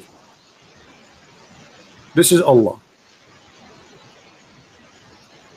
All right. And this is the angel. We will make it A2. And this is the Muslims. We will use the letter M. Perfect. So who is left? The whole universe now is busy doing one thing. Muhammad became the center of the universe, and Allah, the God, supposedly, he have nothing to do except sending a blessing and stop, because in Arabic it says yusallun. It is a continuous verb. You agree? Yeah. Okay. Allah praying or blessing, as you say, and then the angels sending blessing to, as you said, and the Muslims sending blessing, as you said. The whole universe is busy just doing one thing, praying to that dot. So what Muhammad did, he reversed the God from him being the prophet for being the God. So now Allah is exist to do one thing. He is praying for Muhammad. Angels are exist for one thing, praying for Muhammad. Human mankind, they are exist for one thing, to pray for Muhammad. So who is this man Muhammad? Yeah, I see what you're saying.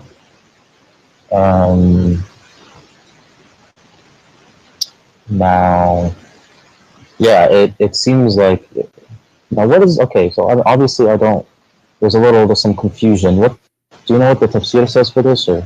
My friend, doesn't matter. It says, as you said, you know, Allah, he pray on the prophet, and etc., and he sent his contribution for him, and he glorify him, you know, etc. But this is very silly, because it should be the opposite. It should be the prophet and the angels and the believers praying to Allah, not Allah and the angels and the believers praying to Muhammad. Yeah. Okay. Yeah, it makes sense. Okay, I will show you one more thing. Okay. But it has a connection with this, what we showed you now. If you have a fight and you have two wives, who's going to help you in the fight? How many people you need to take your side? If you have a fight with, let's say you are married, you are married to two women. You know, do you need an army? Do you need who's going to help you? I don't know. This is between you and your wives. This is something personal. You do not need anyone, right? Aren't you man enough? Correct? I'm not married, no. I'm not saying that. I'm saying, isn't it the man is enough to, isn't it the Quran chapter 4 verse 34, it says الرجال قوامون على النساء, the men are in charge of the women. So yes, if a man have a fight with his wife, he is the one should deal with it, right? Not somebody else, correct? Yeah. Okay, read with me this. Muhammad, let us choose different translation just to make it more simple, because this guy, he had too much spice. Here we go. Muhammad, he have a fight with two of his wives, Hafsa and Hafsa and Zainab, I think. So the Quran making a story about it, that if those two women, they don't repent, who is going to take the side of the prophet? Because two of them, they are against the prophet. Look how many. If you don't turn into repentance to him who? Allah. Your heart are indeed inclined, which means you became a kafir. Look who is going to take the side of Muhammad in this fight with two women. And if you back up each other against him who? Muhammad, truly Allah is his protector. Okay, is that enough? No. And Jibreel, what Jibreel have to do with this? What Allah have to do with this? I mean, the guy, he have a fight with his two wives. Why Allah is, this guy is talking like, is if the Roman, they are sending him a letter, says we will have a war with him, I say I understand. This guy is going to face an army, he need God to help him. Muhammad is fighting with two women, they are 5 foot tall. Truly Allah is his protector, and Jibreel and every righteous one among the believer. And furthermore, all the angels. Do you see what happened here? Yeah, I see. What's the verse number of this? This is a chapter 66, verse number 4.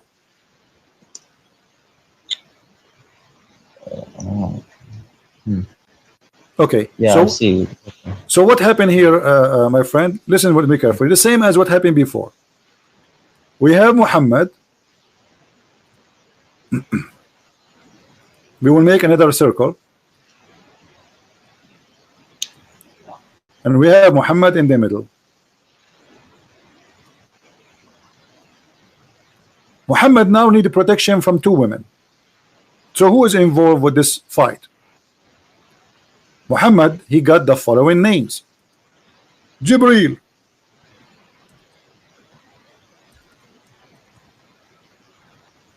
we will call him J. And Allah, we will call him A.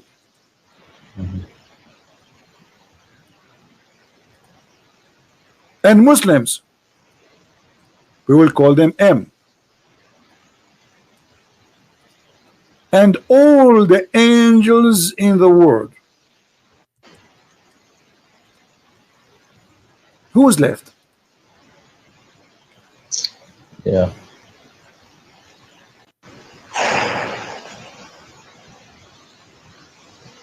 What is this? Yeah, this guy, he became the center of the universe. Look like this universe have nothing to do with except Muhammad and his two wives. Yeah, God, okay. who created the universe, he have nothing to do except supporting Muhammad in his fight with his two women. Not only that, and Jibreel, he will come in a special mission. He will take side with Jibreel. I'm with you.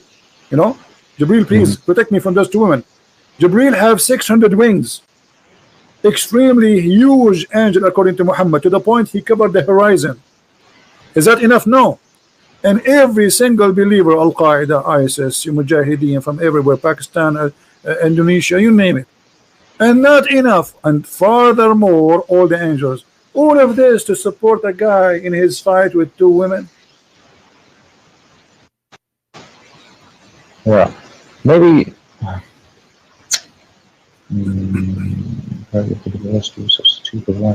maybe he's Allah's trying to, he's sending a message. Our friend, the messages are no problem. He can say to them, obviously, you see, look, Muhammad, what he's doing.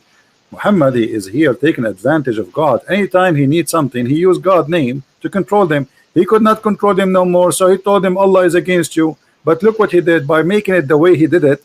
He make it too much exaggeration. It's obvious it is a lie. Because he can say, Allah said you have to repent, and that's it. Right? We do not need the rest. And if you go against him, Allah is his supporter, Jibreel is his supporter, the believer is his supporters, and the angels are going to be in his back. What is this about? Are we going to, is that the end of the time? Is that a judgment day where two armies are huge, are going to destroy? It's two women. Yeah. So what's your point? I don't. So my friend, my point is that Muhammad, he is the center of Islam, and the rest is just character, like in the stage. You know, you put decoration. Well, he's obviously very important. No, not obviously he's important. He is God. He is the God. Everything serve him. God, he serve him. Allah, he serve him. Jibreel serve him. The believer serve him. Everything exists is for him.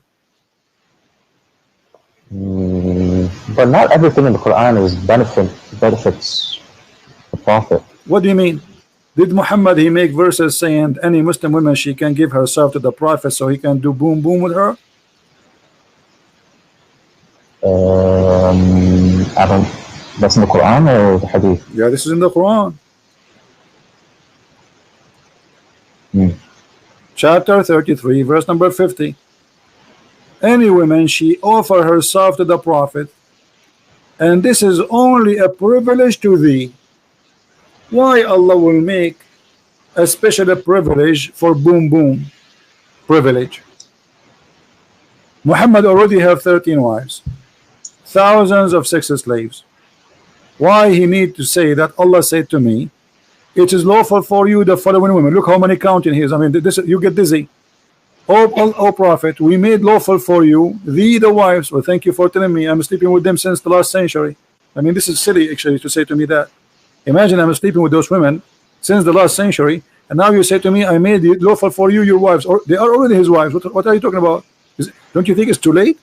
And whom has paid their door, and who your right hand possess, which means the slaves you own. Anyone you slave you own, you can jump on her. And the prisoner of war, and whom Allah assigned to thee. It's Allah assigned to you. This is a sign of Allah to take off their panty.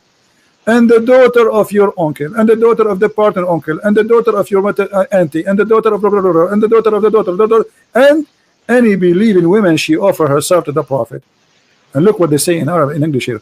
And any believing woman who dictate her soul. Her soul. I thought people dictate their soul to God. Wait, where does it say? Which one for you? Where's the sword? What? It says there in English. Oh, okay, okay, now. Dedicates her soul to the Prophet. The Prophet wishes to guide her. This is only for reading, not for the believers. It's a privilege only. This is always a privilege only to Muhammad. So do you see how he used God so he can make his own privilege, and most of them they are about sex and money?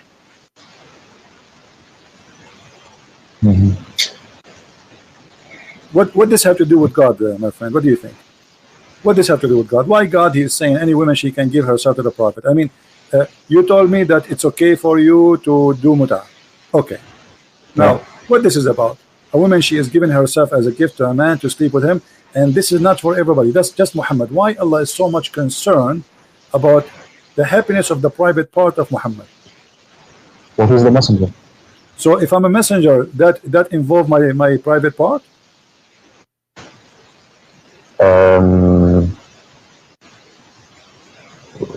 So now if I am a messenger, I just say I'm Muhammad now, and there's like 1 million women watching me. I say, hey women, send me a message. Who want to sleep with me? Who want to give herself to me? My name is Muhammad. Is that what you're saying? So because I'm a messenger, I can sleep with all those women? What does that mean? What does that have to do with God? Is Muhammad a servant of God, or is he a servant? He's a private part. Servant of God. Okay, so what does have to do with him? Why Allah? Do you know what we say when you say Allah is God? What does that mean? Imagine all those galaxies. You know how huge, massive the universe is. So imagine we are not even a dust, and the God who created all of this, he is writing a verse about women taking off her panty to Muhammad. Don't you find that this is something very fishy? I do, yeah, but in the same way, I find it like if you talk about the Bible and you start talking about how God cares that we, mix fabrics, or we care like these little things. It's the same thing with all any of the books you're talking about. The Bible has stuff like that. No. The Bible does not have a stuff like that. Let me explain to you what you're talking about. Don't eat whatever. Don't eat. This is the law of surviving. This is not the law which is God gave to Moses. God gave Moses the 10 Commandments, and then Moses, he is the leader of his nation. So in order to survive, he gave them orders to follow. He's a king and he is a prophet in the same time. So don't get close to the camp if you want to do poo-poo. But this has nothing to do with God. This is about hygiene and how to preserve yourself. Because you do. I think I lost him. So when Moses he gave those command, it was to preserve his nation from being sick and ill and etc. But this is not God that's talking about those things. So here we have a prophet who is subjugate. And okay, why Moses did not make a verse says any woman she want to give herself to Moses? Here we go. Moses is a prophet. Well, Why Isa did not do the same? Why Abraham did not make the same? Why any of them did not make the same as Muhammad? Why Muhammad is unique when it's come to sex and money? I mean, maybe they did. We just don't have their words. No, show me where. Neither in the Bible, neither in the Quran it says that.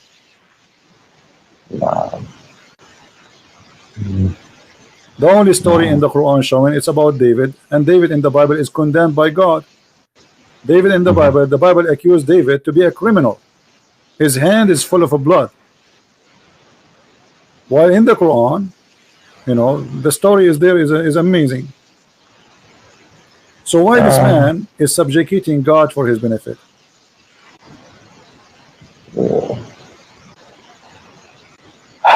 Yeah, see, yeah, I see what you're saying. But there's, you know, it's maybe, I mean, it's in there for a reason. You know, it's and it obviously a lot of people believe. So that's. All right. I just have to read. I have to read into it more. I gotta wake up, see what I gotta. You know. In chapter 36, verse number 21, it says, "Obey those who ask no reward for themselves." Do you see it? I follow those who do not ask of you payment in their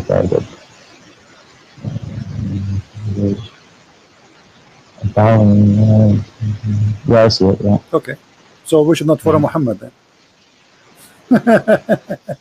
Tons of verses in the Quran about money. Muhammad, he take the best of the booty. Safiyul Maghnam. Muhammad, he take the fifth of the booty, the best of the women. Muhammad, he made himself above all mankind. Any woman she can offer herself. Muhammad, he can marry a woman without even paying her, which means without even marriage. He just take her to bed. So the Quran itself contradicting the Quran. The Quran says, and by the way, those verses is about the disciple of Jesus. This is a chapter 36, verse number 21. 3 messengers were sent by Isa, supposedly the Messiah, and one of them is Paul, and the second is John, and the third is Peter. So those three, they said to those who they are speaking to them, obey those who ask no reward of you for themselves. So this is the guideline. If somebody is decent, he will not ask for a reward for his own benefit. Do you agree with this logic? This is a good ethic, right? Yeah. Okay, so why Muhammad is not following this ethic? Word. So what you mean? He never. What would he ask for money? My friend, the Quran says that the fifth of the booty is for Muhammad. Al khumsu lillahi wa rasulih. You never heard of that before? Oh no, yeah, I have. Okay, you haven't, or you have? I have. Okay, so the fifth of the booty, and the best of the best of the booty, and verses about any woman she want to give herself to the Prophet. So why Muhammad is not following the guideline? Did you hear me? Hello?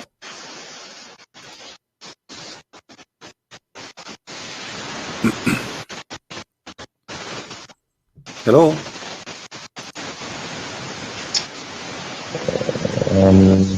Yeah, you're cutting out a little bit. All right. This is a chapter 8, verse number 41. It says that Allah, he says, hello? Allah, he says in chapter 8, verse number 41, and know whatever of your war booty that you may gain, verily 1/5 is assigned to Allah and the Messenger. Right?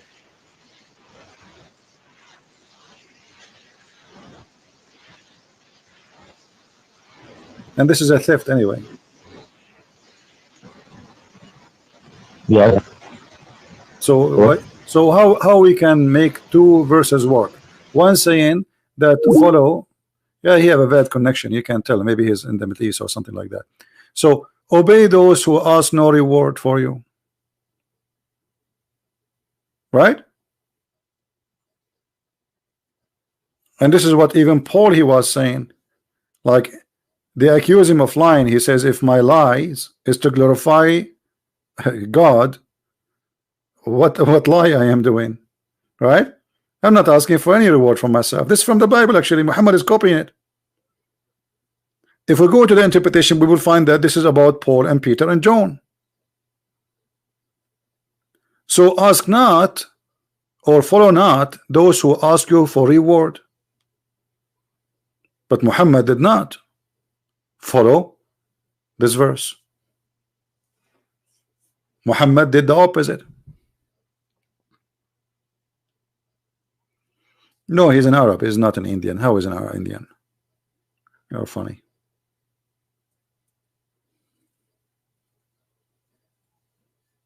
Call me back, my friend. So how this book can be the book of the truth? This is a book of the truth. Not to mention or forget to mention the stupid stories, flying carpet, mistakes in history, amazing mistakes in science. Have you ever heard of a God? You do not know how the hair is created, how the rain is created. Have you ever heard of a God? You don't remember which one he created first, the stars or the trees? One verse says the trees first and the stars next, and the other verse says the stars first and the trees next.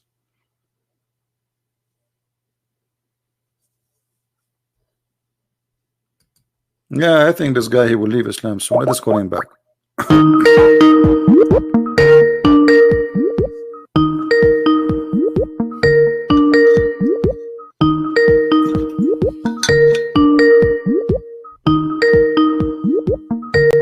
Hello?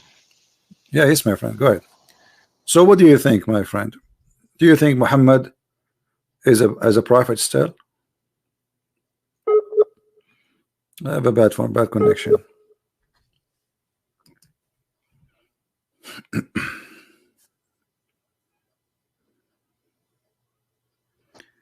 David, one more time you say that, I will go to block you. We are serious. We are not joking around now. Do you hear me, my friend? Mr. No, Dean? You have a bad connection.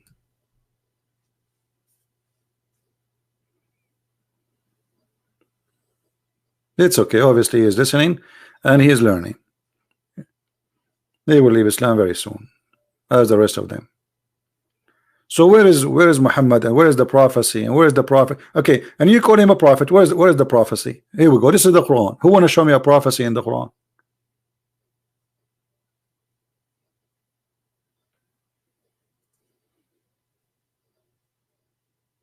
Who is a Muslim want to show me a prophecy in this book? Who is a brave Muslim? He is willing to call me and say, hey, I'm going to show you a prophecy.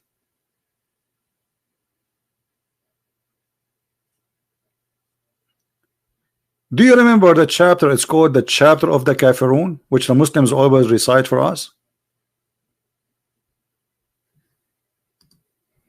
In Arabic, the name of Jesus, there's no Arabic name for Jesus. It is Yeshua, which is the same as Yeshua. This is the Hebrew name. There's no name in Arabic. If you go to a chapter of Al-Kafirun, this chapter alone is enough, and the Muslims always, they mention to us this chapter, Al-Kafirun. They are so excited to say it to us. Look what is this. Oh, you kuffar, I worship not that you worship, but those people, they worship Allah already. Those pagans, they worship Allah. So what do you mean you don't worship what I worship? Number one, stupid mistake. Nor I worship, you worship what I worship, but they worship Allah and he worship Allah. And I will not worship that which you worship. And look here what he said, nor you will worship that which I worship. And you know, anyone knows why this is a disaster? This verse alone? Who knows why this is a disaster? Who remember why? Let us see how many of you is doing his homework. Why this verse is a disaster? Big disaster.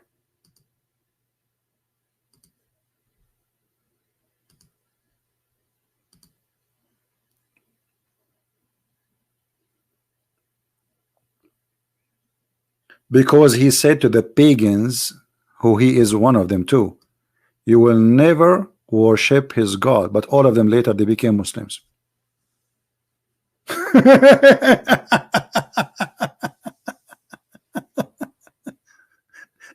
You see how you say to them, and you will never worship what I worship.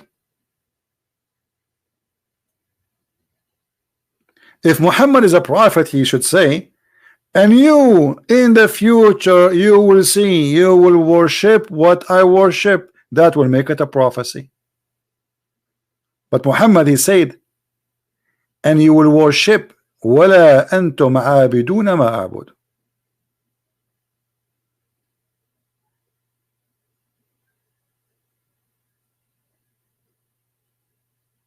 Muhammad, he got himself busted.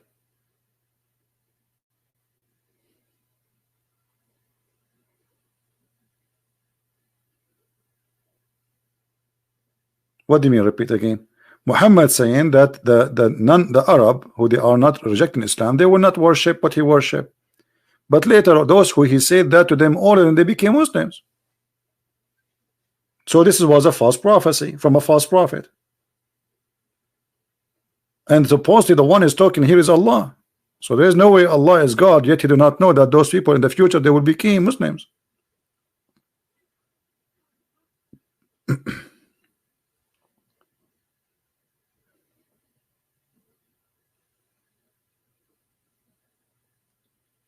Any Muslim?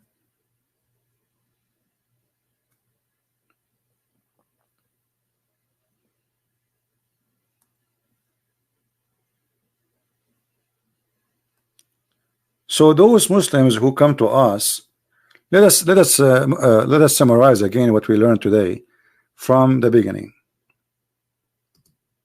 What we learned today? We learned that when a Muslim he come to you, and he come and he say the Bible is corrupted, don't defend. Don't start quoting verses from the Bible. Yes, Dean. Assalamu alaikum. Wa alaikum assalam. Can you hear me? I hear you. Okay. Yeah. So my friend, what do you think about Muhammad? Do you think he's a prophet? Now he could. I mean, he could still be a prophet. I mean, what you showed me, you know, it's possible that Allah just gave him special rules, which is not. Okay. Know, what make a prophet a prophet? What makes a prophet a prophet? Prophecies. But like what? Give me a prophecy. Where we have the Quran in front of us. If there's any prophecy in the Quran to make Muhammad a prophet?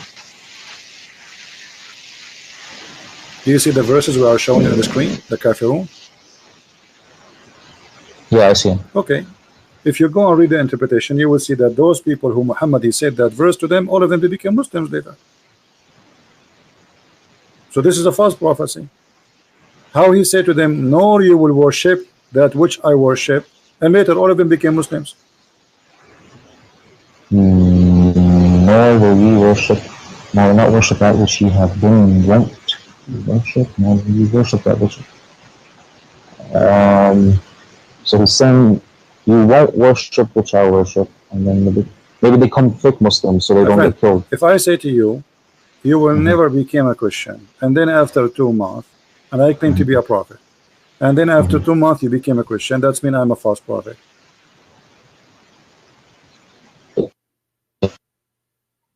Because a prophecy, if you say something, prophesy something, it have to be true. Yeah. Yeah, but this is a false prophecy.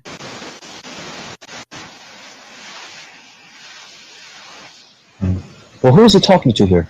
No, will you worship that which I worship. People of Quraysh, is it right? The Arab, but all of them they became Muslims in his time, not after. In his time, during his lifetime.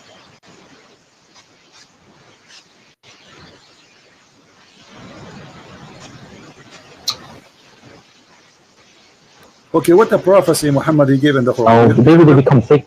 Do you fake remember Muslims because anything? they didn't want to get killed. Forget about this one. Do you remember anything Muhammad he said became a prophecy, come to be true in the Quran?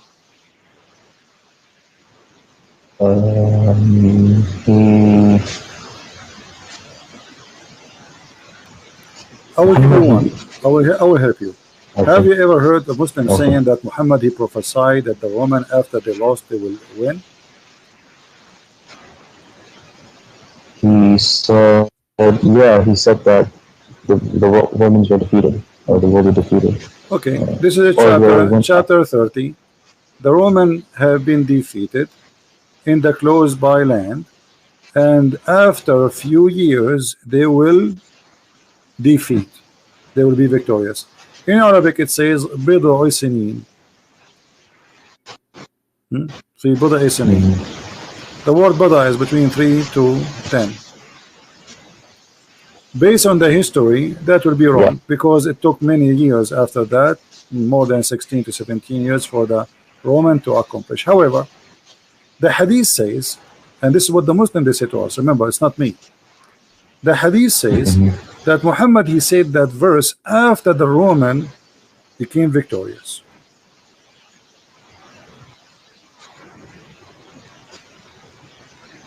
Oh. So how this is can be a prophecy? No, yeah, this is not a prophecy. Okay. The Roman Empire has been defeated in the length of span. Yeah, no, this is Give me a second, I will show you the hadith. the last thing. Because Muslims they keep talking about this verse, they say, brother, this is amazing how the Prophet he knew that. First, the calculation is wrong. Secondly, even the hadith says that we have a problem here.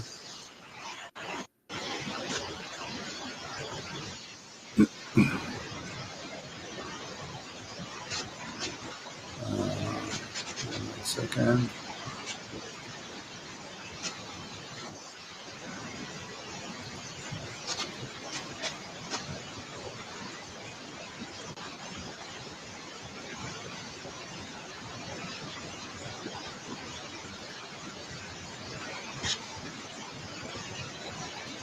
Are you talking from the Middle East? No, I'm in the US. Why you have a very bad connection? I don't know. All right. Let us see. I'm just trying to find you the hadith.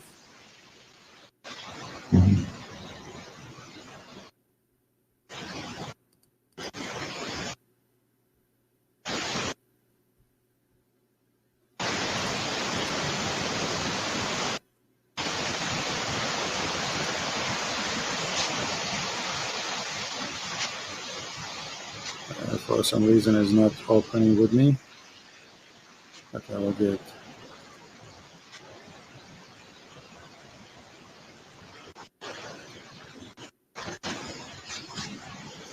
Just to show you how Muslims they say things, it doesn't make sense and it's not even honest when they say it.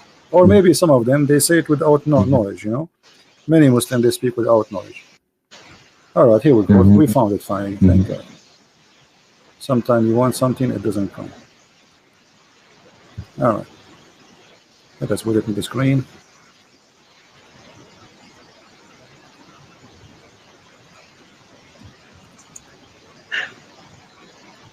All right.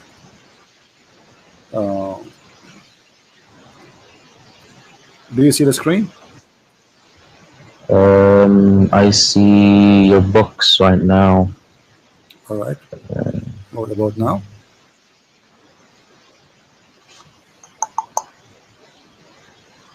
Nope, I still see your books. It's okay. We'll take a little bit of time to come to you. It says here that in the day of Badr, the Roman had victory over the Persian. So the believer were pleased with that. Then the following verse was revealed. So the claim that this was a prophecy, Muhammad he said that verse before it was a lie. Yeah. Okay, I still, can you give me which hadith it is? I want to Well, read it. this is Jami' al-Tirmidhi and it is Sahih. It's Sahih? Yeah. Oh, here.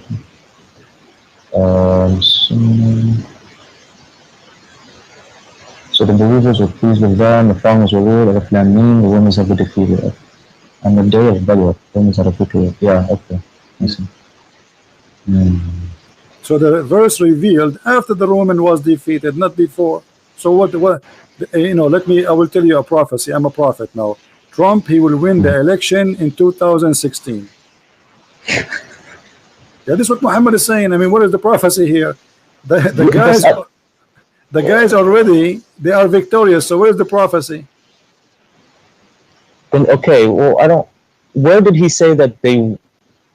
It says the Romans have been defeated. Yeah, and after the defeat, they will be victorious.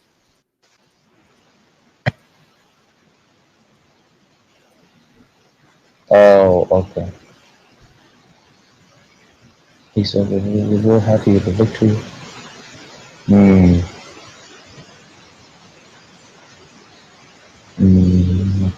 Yeah. But I don't really. This one I don't hear is like the big. Forget about this. Did you hear about the Muslim? They say that there is science in the Quran. Oh yeah. Okay, what can you give me? Do you remember anything? There's the Big Bang and biology. Choose one. Which one? Give me one, and we will talk about it. The Big Bang. Big Bang. What is the Big Bang? Do you know what the Big Bang is? Yeah, all the matter in the world was in one ball, and then 13 billion years ago it expanded. Okay. There's explosion, correct? It was an explosion, yeah. Yeah. But you see, the Muslims, they quote for us this verse in the Quran saying this is about the Big Bang. Don't the unbelievers see that the heaven and the earth were joined together? Okay, does it say here, don't they see? You have to give me what's the verse? What's the verse number? Chapter 21, verse number 30.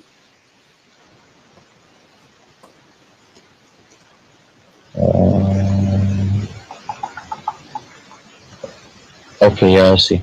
Okay. Don't the unbelievers see? Okay, so he's talking about something they can see, correct? Yeah. Okay. Did any of us see the Big Bang? No, but Okay. Yara. Alam yara. Didn't they see? Correct? Didn't they see?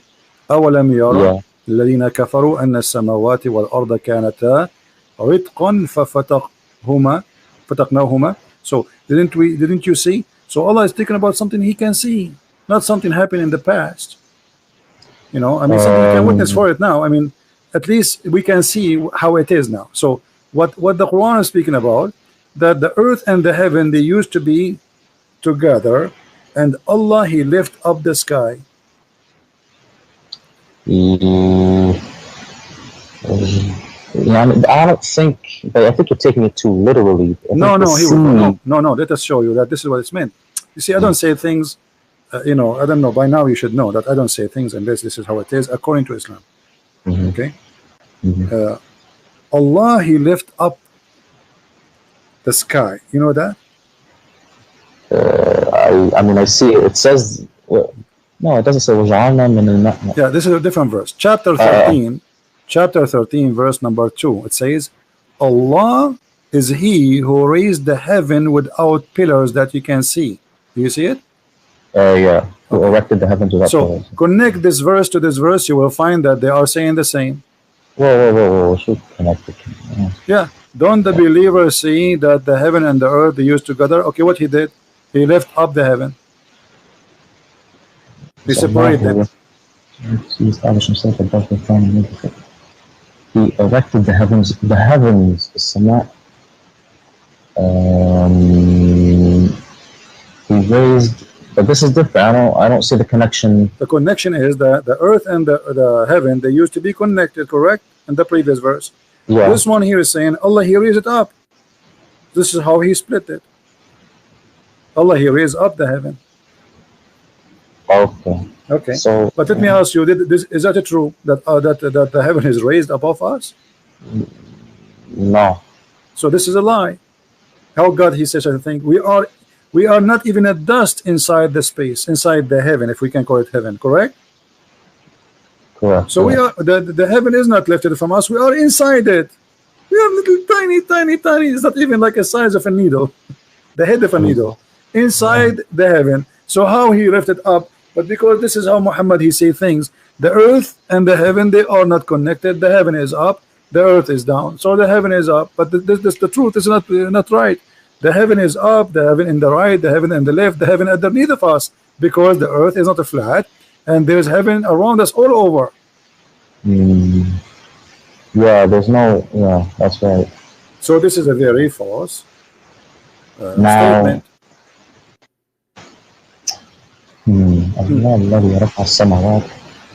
Yeah, so that's it's. I think you're taking this too literally. My friend, I am not the one. You see, you have to read the interpretation of the Muslims. Okay, look at this. Allah, He is the one الذي مد الأرض. مد. What the word مد mean? يعني مد, she spread it, to expand it. But this is mean it's flat, correct? In Arabic we say the madda is the carpet. Yeah. Okay, so he made the earth a carpet, and then he placed in the top of the earth mountains. Does it say that? Yeah. But is it true that mountains are something placed in the top of the earth, or the mountains are coming from the magma? Well, they come from the tectonic plates pushing against each other. Well, there's two ways. Either it's a volcano, which is the magma, or it is the tectonic plates because of a pressure between them. This is correct. But which mean in both way, it's coming from inside the earth, not something we place in the top of the earth, correct? Correct, yeah. Okay, so the Quran here is giving false prophecy. Muhammad prophesying how God he made the earth, he placed mountains firm in the top of the earth. But he's not saying that's because it looks that way. It's not literally. No, my friend, this is literally. It's about how God he's speaking about mountains, how he created them. This is not it's not up to you. And you can read the Muslim interpretation. This is not my interpretation. You can read Ibn Kathir. You can read Al-Qurtubi. Okay, you see, I will take advantage of one thing. That's because you know Arabic. You know the hail, right? Al-Barad. Hail, yes, yeah. Okay. How the hail is created? It's cold air. I don't know exactly. So you don't believe that hail is something God he break from mountains in heaven? Break from mountains in heaven? I mean, no. Okay, so read with me, because you keep saying to me you are taking it literally. Read with me. Give me that. Here we go. ألم ترى أن الله يزجي سحابا ثم يؤلف بينه ثم يجعله ركاما فراق ودقا يخرج من بينها. Then he says وينزل من السماء من جبال فيها من برد فيصيب به من يشاء. Allah is talking how he make the rain, and now he's talking how he make the ice. Okay, where the ice is coming from? You speak Arabic? Yeah. Okay. He's saying the hail from mountains, and because he keeps saying to me you are taking it literally. Okay, let me show you what the Islamic scholar says. Whatever the Muslim scholars they say, I will take it, no problem. Here we go. Just to show you this is what it's meant. That's not me saying this and saying that. So if we go to the Quran interpretation, which is made by the Muslims, not by me, we will find the following. Let us see what it says.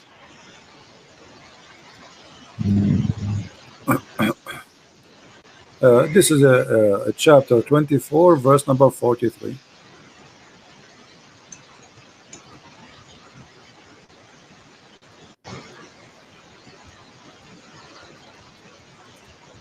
and we will show it interpretation according to Islamic understanding, not ours. Not we don't do what the Muslims do. Muslims, they try to explain the Bible to us the way they like. We don't do that. You know, we show them what they themselves they see about those verses. Yeah. Okay, let us see verse number 43, and here. All right, you heard of Al-Jalalain, correct? Yeah. All right, here we go. This is Al-Jalalain, and this is the official government website of the Kingdom of Jordan. Let's see what it says. And he sent down from the heaven out of the mountains, min jibal, mean extra, that there is in the heaven. Does it say that? Yeah, it says that. Okay. Yeah. So Allah is sending hail from mountains in heaven. How God, he do not know even how hail is made. Yeah. So, We can change the interpretation. Maybe this guy is wrong. I mean, people make mistakes. Maybe this guy, he have a wrong understanding. Here we go. This is Ibn Abbas, the cousin of your prophet. All right. It says, and then he says, and then he sent down hail from mountains in heaven. Yeah, that's not right. Okay, but this is God. Yeah. And God is saying to us how hail is made, how rain is made. How this can be true? If this is God talking and this is wrong, that means Allah cannot be God. Yeah. Give me another miracle, scientific miracle. Forget about all of this. Until now, we prove nothing to you. No problem. Yeah, it's okay. It's okay. I have patience. Tell me, give me another one. I'm here. Will you enter the more? Go ahead. I'm here in your service, my friend D. Thank you. You're welcome. I mean, I hear there's the unique fingerprints. Fingerprints, no problem. But I want to show you today how, my friend, with my respect to you, you are a Muslim. I'm not trying to insult you. I don't mean you when I say Muslims, they lie. But they lie. Your brothers in real religion, they lie. You speak Arabic, so how this can be, I mean, how they can fool you, my friend. Here we go. This is about the word binan. Okay, let us see what the verse says.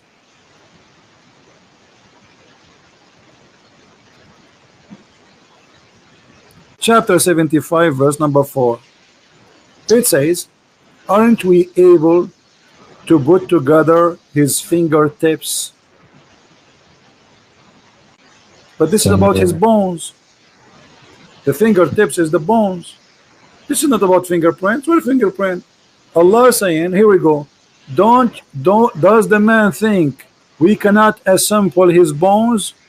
No, we can. Even his fingertips we can. Yeah, that's right. It doesn't say fingerprints. So they lie. You see, it's about bones. They make it about the skin. But they are assuming nobody will go and check, and nobody have a brain to you know, people, they take it like, you know, it's like a fast food, McDonald's, you know, take sandwich, give sandwich, brothers.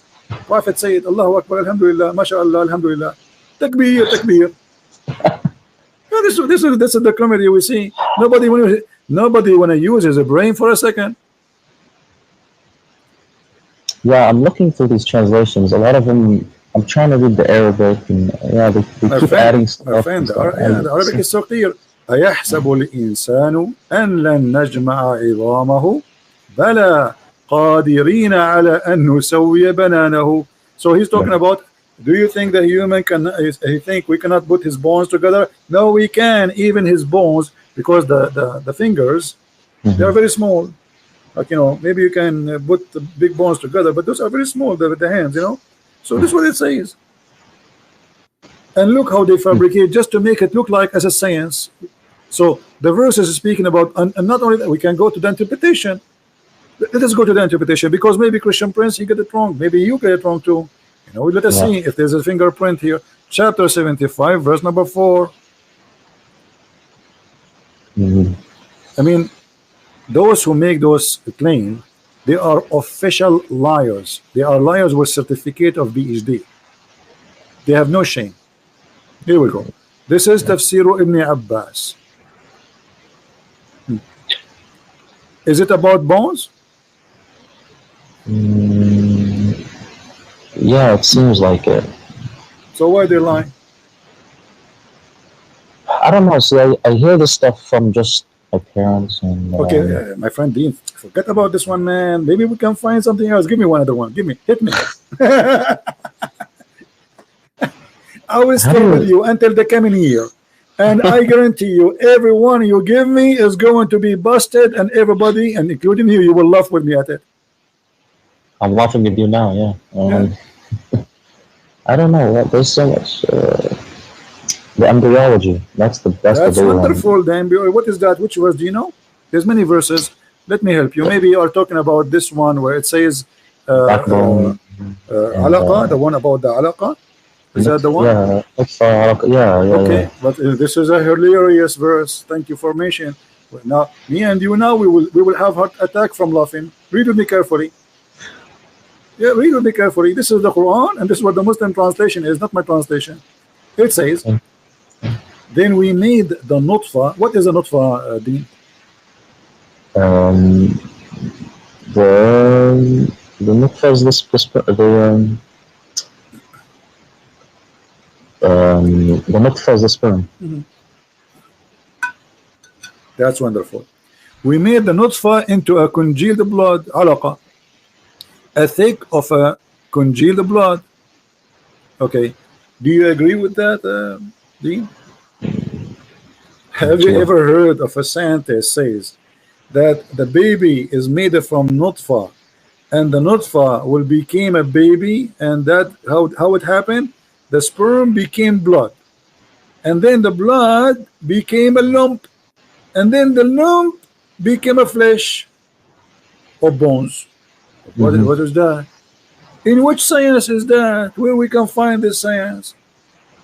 The sperm of the man go to the women and fertilize the egg. The one will grow is the egg. It's not the nutfa, correct?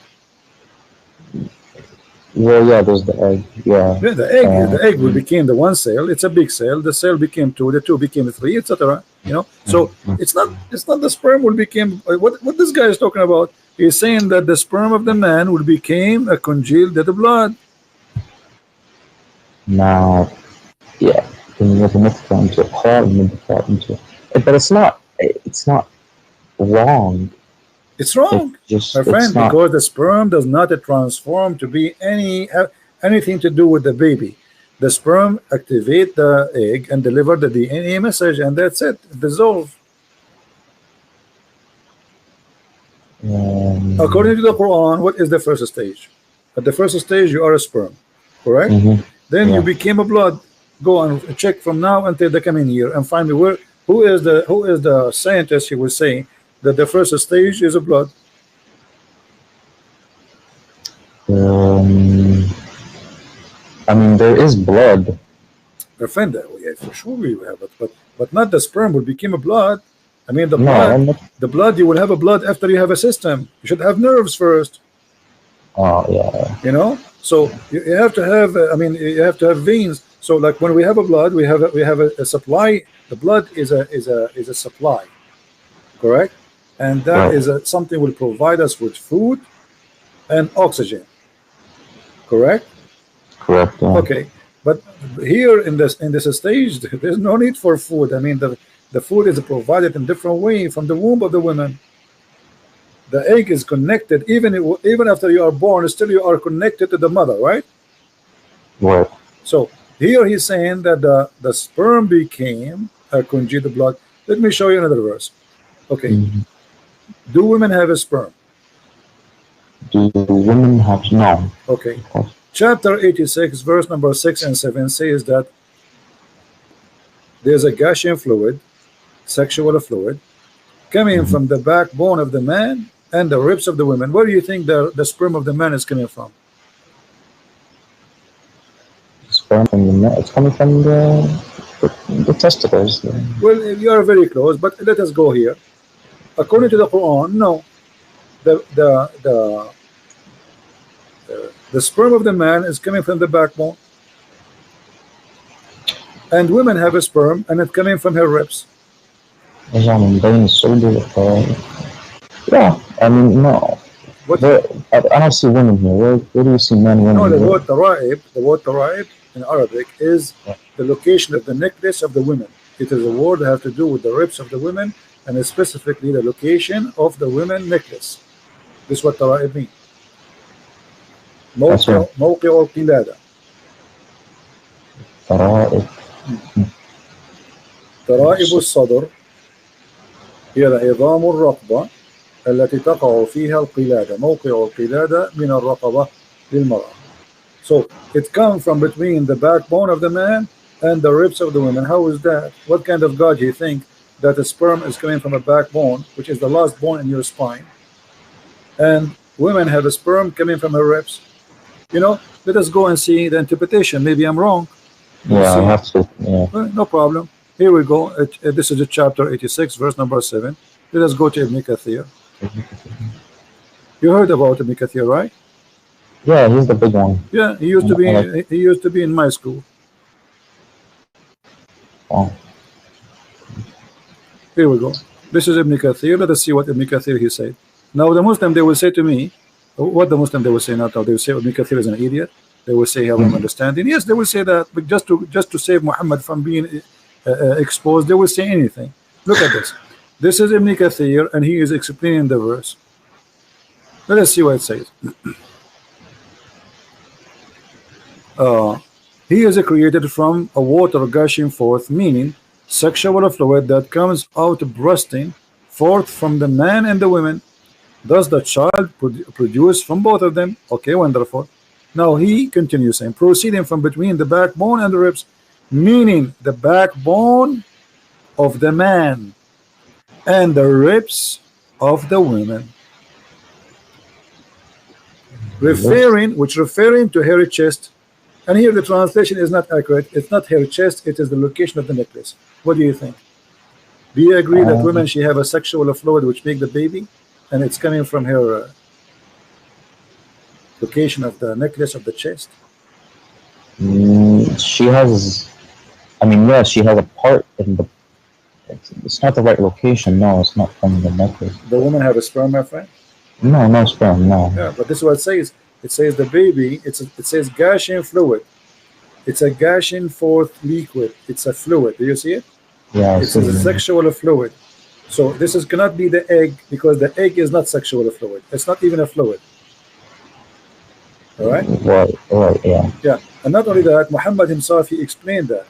That's why Ibn Kathir, he read for us that the Prophet said. Let us see what the Prophet said.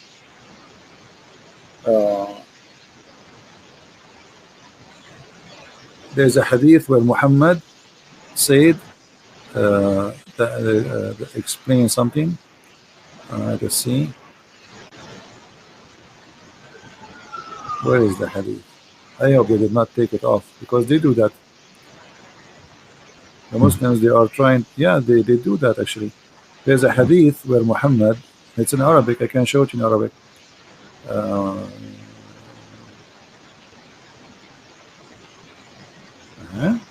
What happened to the hadith? Okay. Here we go. Actually, this is the hadith. This is the hadith from Muhammad. Proceeding from between the backbone and the ribs, the backbone of the man and the ribs of the women, and here he takes the explanation from Muhammad. The fluid is yellow and fine in texture. The child will not be born except from both of them, i.e. their sexual fluid. So what Islam teach, that the woman, she have a sexual fluid in her private part. That is a sexual fluid, which is the sperm of the woman, which is coming from the location of the necklace in her ribs. Do you agree with that? No. Okay. And do you agree that this sexual fluid, which is yellow and fine in texture, is the one who will make the baby? No. Okay. And the man have a sexual fluid which is thick and white. And this is what Muhammad, he said in the hadith. Let me show you the hadith so you don't say I'm making things up. This is the hadith of Muhammad saying the following. Where is the hadith coming from? As usual, from the box of the hadith.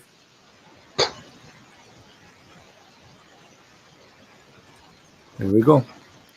This is your prophet explaining the same thing, and this is Sahih. I came to the prophet. Okay, no, this is not the one. Here we go. Let me show you the Sahih.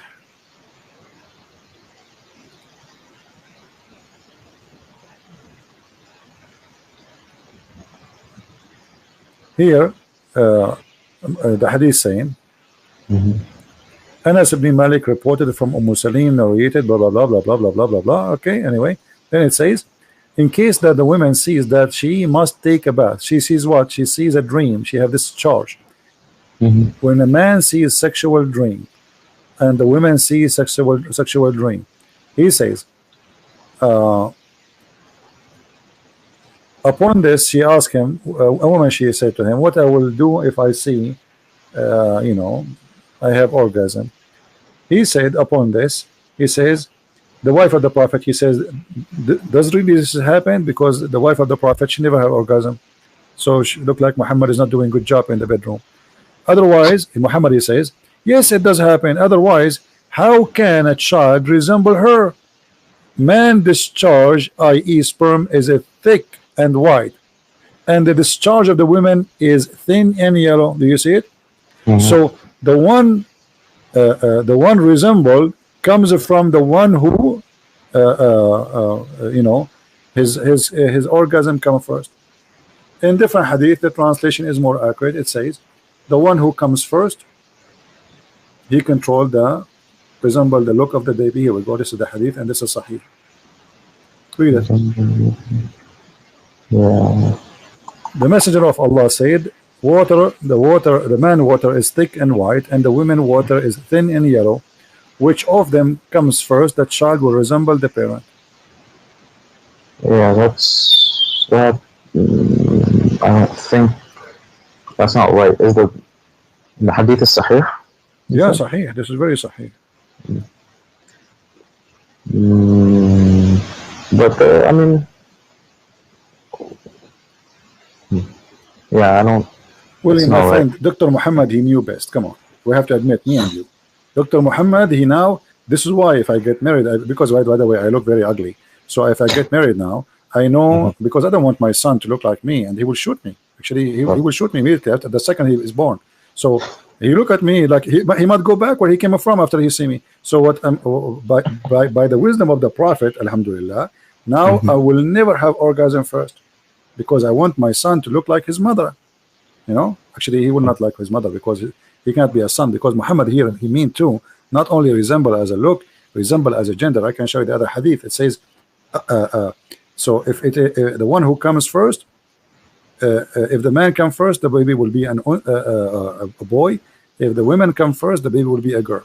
So according to the Majesty Dr. Muhammad, who is getting his knowledge from Allah, the women orgasm will decide, or the man orgasm will decide what the gender of the baby and how it will look like. But all of us, we know that this is stupid. And look, Muhammad, he made it clear. He said the water of the man is thin, the water of the man white and thick, correct? Yeah. He called them both water. And then the water of the women is a thin and yellow. And which one of them come first, that water will decide how the baby look like and his gender. But all of us, we knew that the sexual fluid the woman she have in her private part, if she is having sex, this has nothing to do with the baby. Yeah, nothing. And I remember another hadith that says Allah actually chooses the gender and then whether they're disbeliever or believer in the womb. Exactly. So I have to look. Here Muhammad, he is getting himself busted. So you are helping me. I'm going to hire you as an assistant now. So because in that hadith it says that Allah, he sent an angel, right? And then he write the destiny. But look, Muhammad, in that hadith, you see, there's something I like about your prophet. He cannot keep his mouth shut. So look what he said. Do you know how long the sperm of the human being can live? A couple of days, maybe? 5 days. Look what Muhammad said, my friend. I mean, your prophet is amazing. Look at this. Your prophet, he said. He said, not me. Remember, don't curse me. When the drop of semen remain in the womb for 40 or 50 days. Look, your prophet is very honest. Like he is not sure, like 40, 50. I don't remember what Allah told me, 50 or 40, 40 or 50. 40 or 50. I mean, What kind of a prophet this prophet is? Where he got the number 40 and 50 from? And then, so you stay. And by the way, it doesn't say. Yeah, it says actually 40 or 50. And 40 or 50, you are the sperm. And then the angel come and he says, Lord, good or evil? The guy is a sperm. Now you are thinking of, so you are a sperm, and now Allah is deciding what you will be. All right. In different hadith, actually, Muhammad, he said the following, which is getting more funnier. Because you are 40 days as a, you see here, as a drop of semen, and then you became a clot of blood. Yeah. And then at the end, Allah will decide male or female. Do you see it? Last thing. You see it? I see. Yeah. Male or female. So the last thing is the gender. According to science, actually gender is decided right away by the sperm. The sperm, when it go inside the inside the egg, fertilize, and that sperm decide the gender is not what he's saying. According to Muhammad, the last thing is the gender. Here you will see the same. You know. Look, all those hadith, they are saying the same. Read this one with me. This one is fantastic. This one we can make movie, me and you, about it. If you have money, we can, you know, we can ask Sylvester Stallone to be the, you know, we make him go back. We make a cartoon movie like he was a sperm, Sylvester Stallone, and now he go in a mission and he stay as a sperm in the womb of the enemy for 40 days. Look at this. Yeah. In the form of a semen for 40 days. Then became a clinging, it's not, doesn't say, it says alaqa, a congealed blood. For the similar period, so you are now 40 days as a sperm, and then 40 days as a blood, and then 40 days as a loom of a flesh. And that's it, the total is 120 days, the baby is done.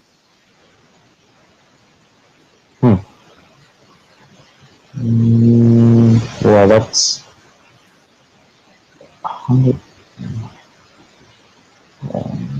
Yeah, no, that's not right.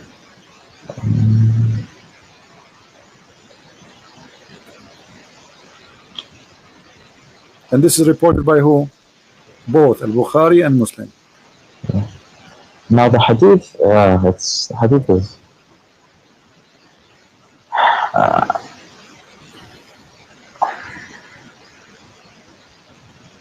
yeah, I don't like the hadith too much. You know, the Quran, you see, I showed you the hadith to confirm what it says in the Quran, remember, right? Yeah, I know. Yeah. So because I want you to say, because you said to me you are taking it literally, etc. So I'm showing you, this is what the Muslims understand it, and this is what Muhammad himself, he said. Forget about this. Give me another miracle. Forget about this. For that, nothing is working. Nothing is working. What I can do. Maybe you never know. Maybe this one coming one is going to work. Give me another one. Just last one. But the last one, try to choose something that can hit me in the head, break my head to pieces. Last miracle. I mean,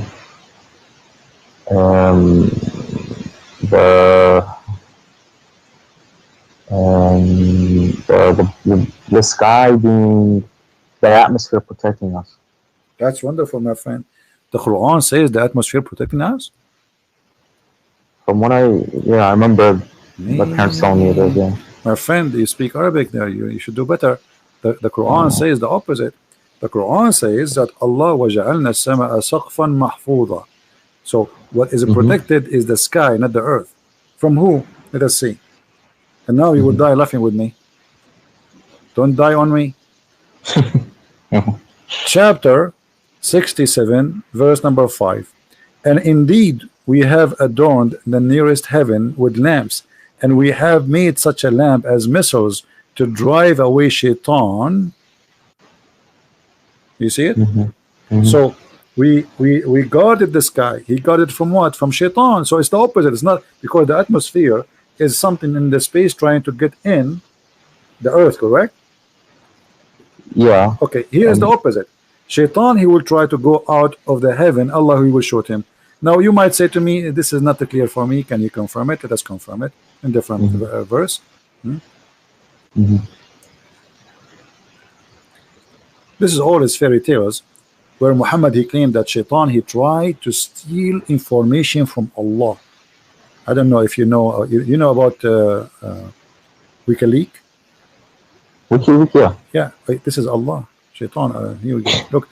So, وَجَعَلْنَا وَحَفَظْنَاهَا, and we have said, we made the sky zodiacal signs in heaven, and we made them fair, seeming all beholder, and then and we have guarded those in the sky from every cursed devil. Do you see it? We have guarded them from every cursed devil. Yeah. Okay. But so if any try to gain hearing by stealth from Allah, like he wanna spy, is pursued by a flaming fire. This is the atmosphere they are talking about. You see how they lie to you? That any that gains a hearing by stealth is pursued by a flaming fire. Yeah. This translation is really weird. Let us change the translation. Maybe you can get something more simple, because this guy, I don't know, it sounds like he's taking too much beer. So look, we changed the translation here, it became different. And verily in the heaven we have set mention of his stars, and we have beautified it for beholder, and we have guarded it from every outcast devil. We have guarded what? The sky, save him who steals the hearing. And then the other verse, you know, that the one connected with this one, if he tried to steal, Allah will shoot him with the star. Do you see it? Yeah. Okay, so what is the atmosphere?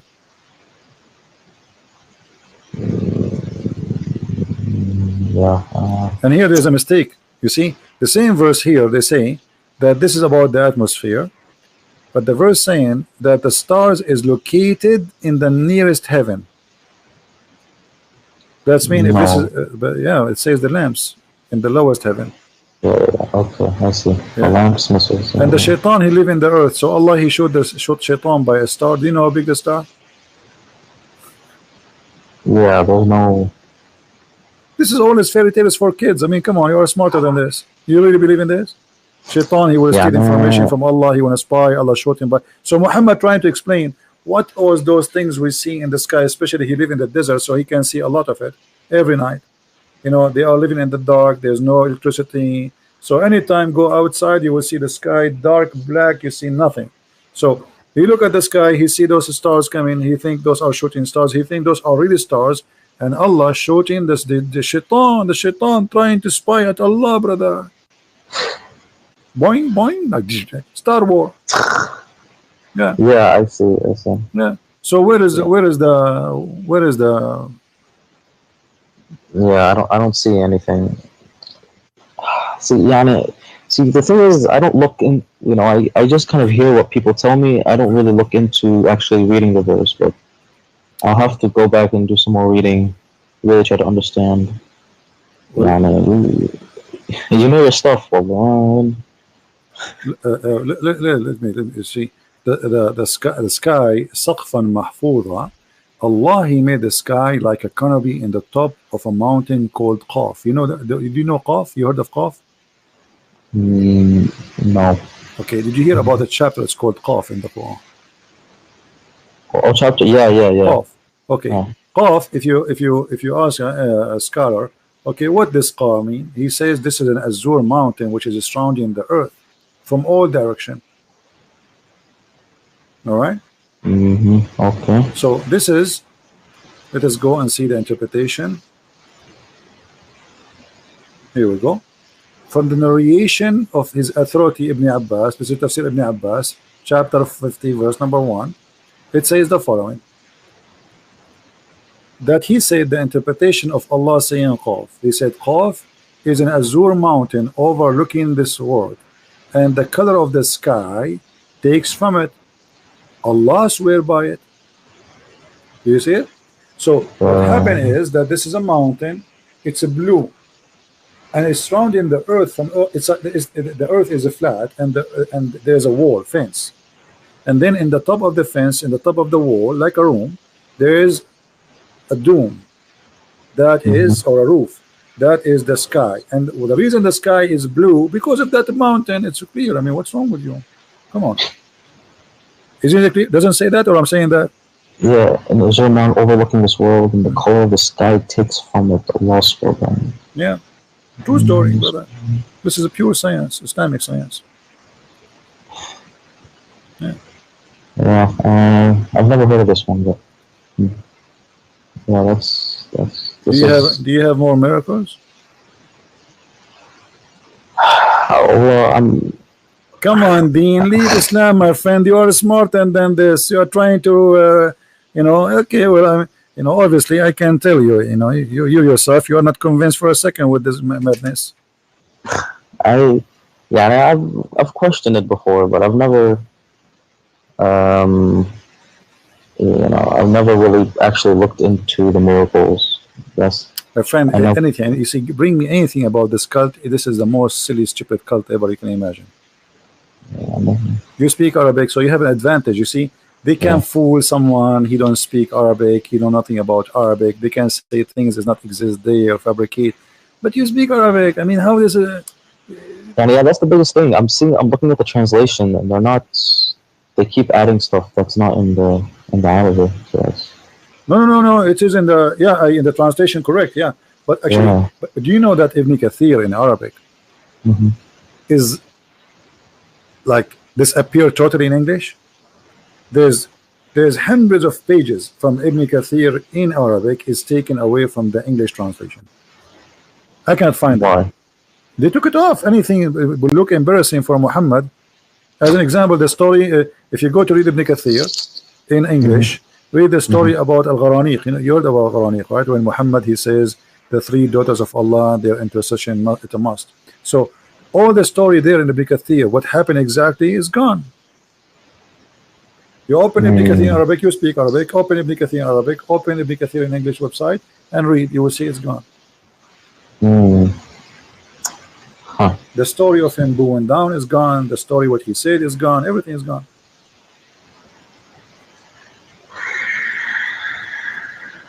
Yeah. What else? What else they told you? Well, I'm out of miracles. I don't. I mean, even guys, they say even the Quran. Our friend Dean, by the way, I welcome you to call me anytime. You are a nice person, but our friend Dean is out of animation.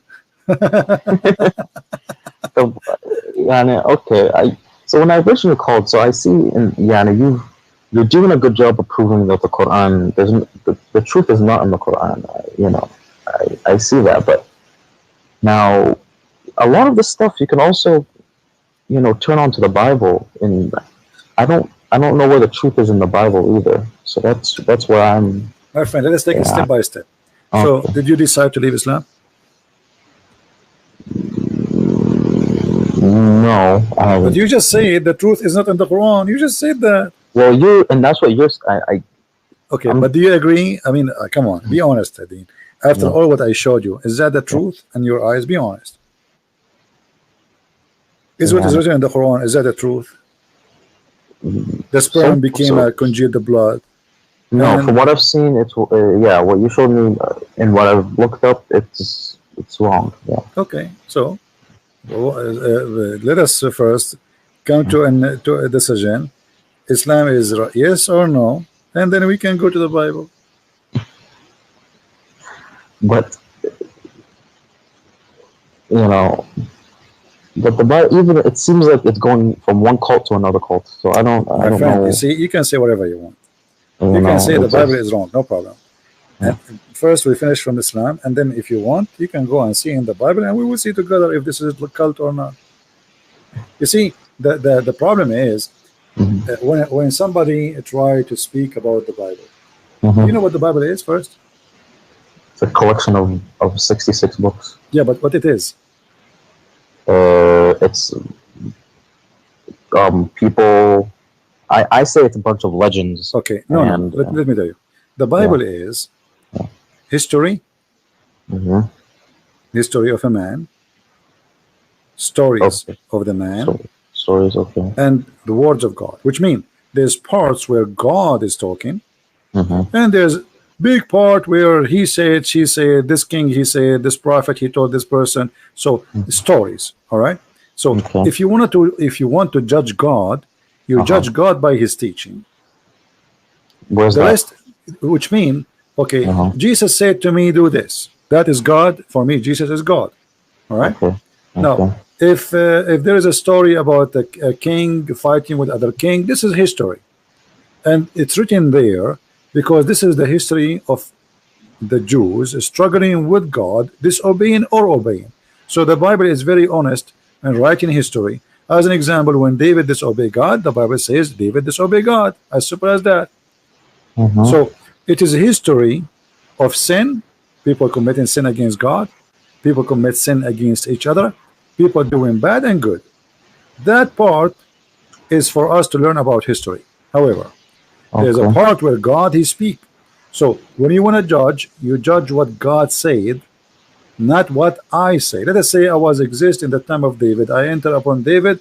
I say, David, you are blah blah blah blah. Okay, and then the one who they are collecting the history, they wrote that in the Bible, because we as a Christian, you know, we don't say the same as Muslim. The Muslim, they say the Quran, every letter there is written by God himself, correct? Right. No, for us, we don't believe in that. For us, we believe that the word of God is in the Bible, but in there too there's man history, which means this is a book written by the man about God and about the man. So there's a stories about the man, and there's a stories coming from God. Same things, God he gave orders. So God said is God said. Man said is man said. Okay. Now, how do you know it's coming from God? It says there. It says. Just so because it says it's coming from God, that means it's coming from God. My friend, okay, yeah, The but Quran yeah. says it's No. You see, from God. but So you know, you can prove easy what is can be from God, what is not. Just the same. We can use the same method we use here. Like you know, the Muslims. The problem with Muslims, they have like stories of like they say to you, Samson he left he lost his power because he cut his hair. But this is not about. This is not because of his hair. This is about it's about sin. The same as Adam, he lost his eternal life because he commits sin. So he have an absolutely amazing power to live forever. He's in heaven. That power is taken from him. So all the Bible is from the beginning to the end. Even the stories, which is, you can say literally, we can take them. Those stories are spiritual stories. Even the names of the Bible are spiritual names. As an example, when we say, you can go right now, you can do this, when you have time. Check the name of every name in the Bible. You will see they are not names. Not a single one of them is a name. It's a sentence. It's a statement. It's a spiritual statement. God is with us. God is all hearing, like Ishmael, Abraham. Abraham is Abraham, the one who crossed the river, the one who crossed from the other side. Moses or Moshe is the one who survived the drowning. So there's no names in the Bible. So the Bible is very, very deep book. So what some naive people try to do, they go and read 2 words and they think this is just we learn the Bible. The Bible is not just what you think. It is very extremely deep. If you go start from the book of Genesis, go right away, and then if you read even the books of the names of the sons of Noah, you will find that all the names of the sons of Noah are speaking about Jesus. Imagine, even their names speaking about God will come down to the earth. There's 10 names, and those names all then they present the story of Christ. But when we read them, because we don't speak the language and you don't know what they mean, you think it's just a name. Yeah. So the Bible is different story. Quran is just somebody, when you've been in a school, maybe the teacher, she asks you to make something to put it like in the wall in the school, you know what I mean? Yeah. This is the Quran. It's a bunch of kids putting papers in the wall, and none of the papers connected to like it's suffering from flight of thoughts, while the Bible is extremely deep and amazing book. You can go right now and read. You see, because like when you read the let's say the Old Testament. The Old Testament is very interesting book if you like to learn about the background of man and God. But for me, I find it more interesting for me to focus in the New Testament. Why? Because that one is just to teach me things about man was, and then the Bible in the New Testament tell me about I am, me. So because I care for me, and the rest is just to give me a background, then I focus on what Jesus says to me. How we arrive, the Old Testament, all of it is about how we arrive to the stage where the Messiah, he come to us. This is the important for us as Christians. The rest is history.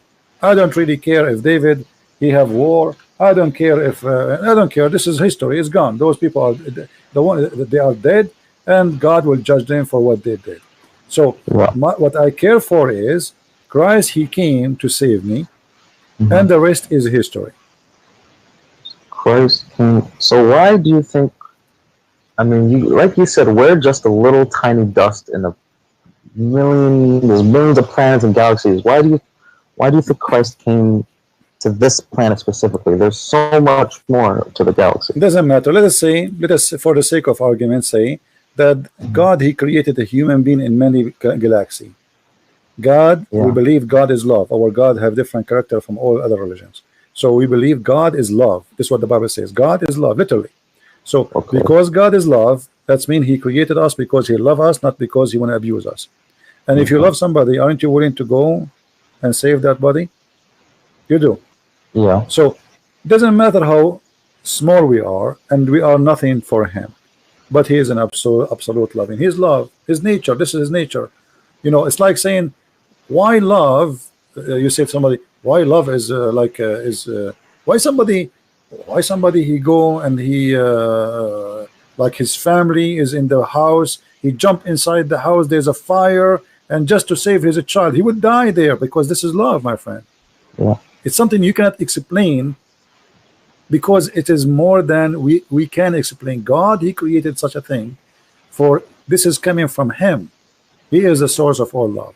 So when a woman, and the other day I saw a video, I don't know if you saw it in the internet, where there is a dog, a female dog.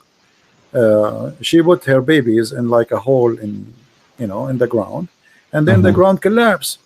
And if you see this dog, you know, they are trying to dig the ground to save the puppies, but the dog, she keep jumping in and she wanna push the you know, she is so crazy she's a dog, but yet she knew she's a mother, you know.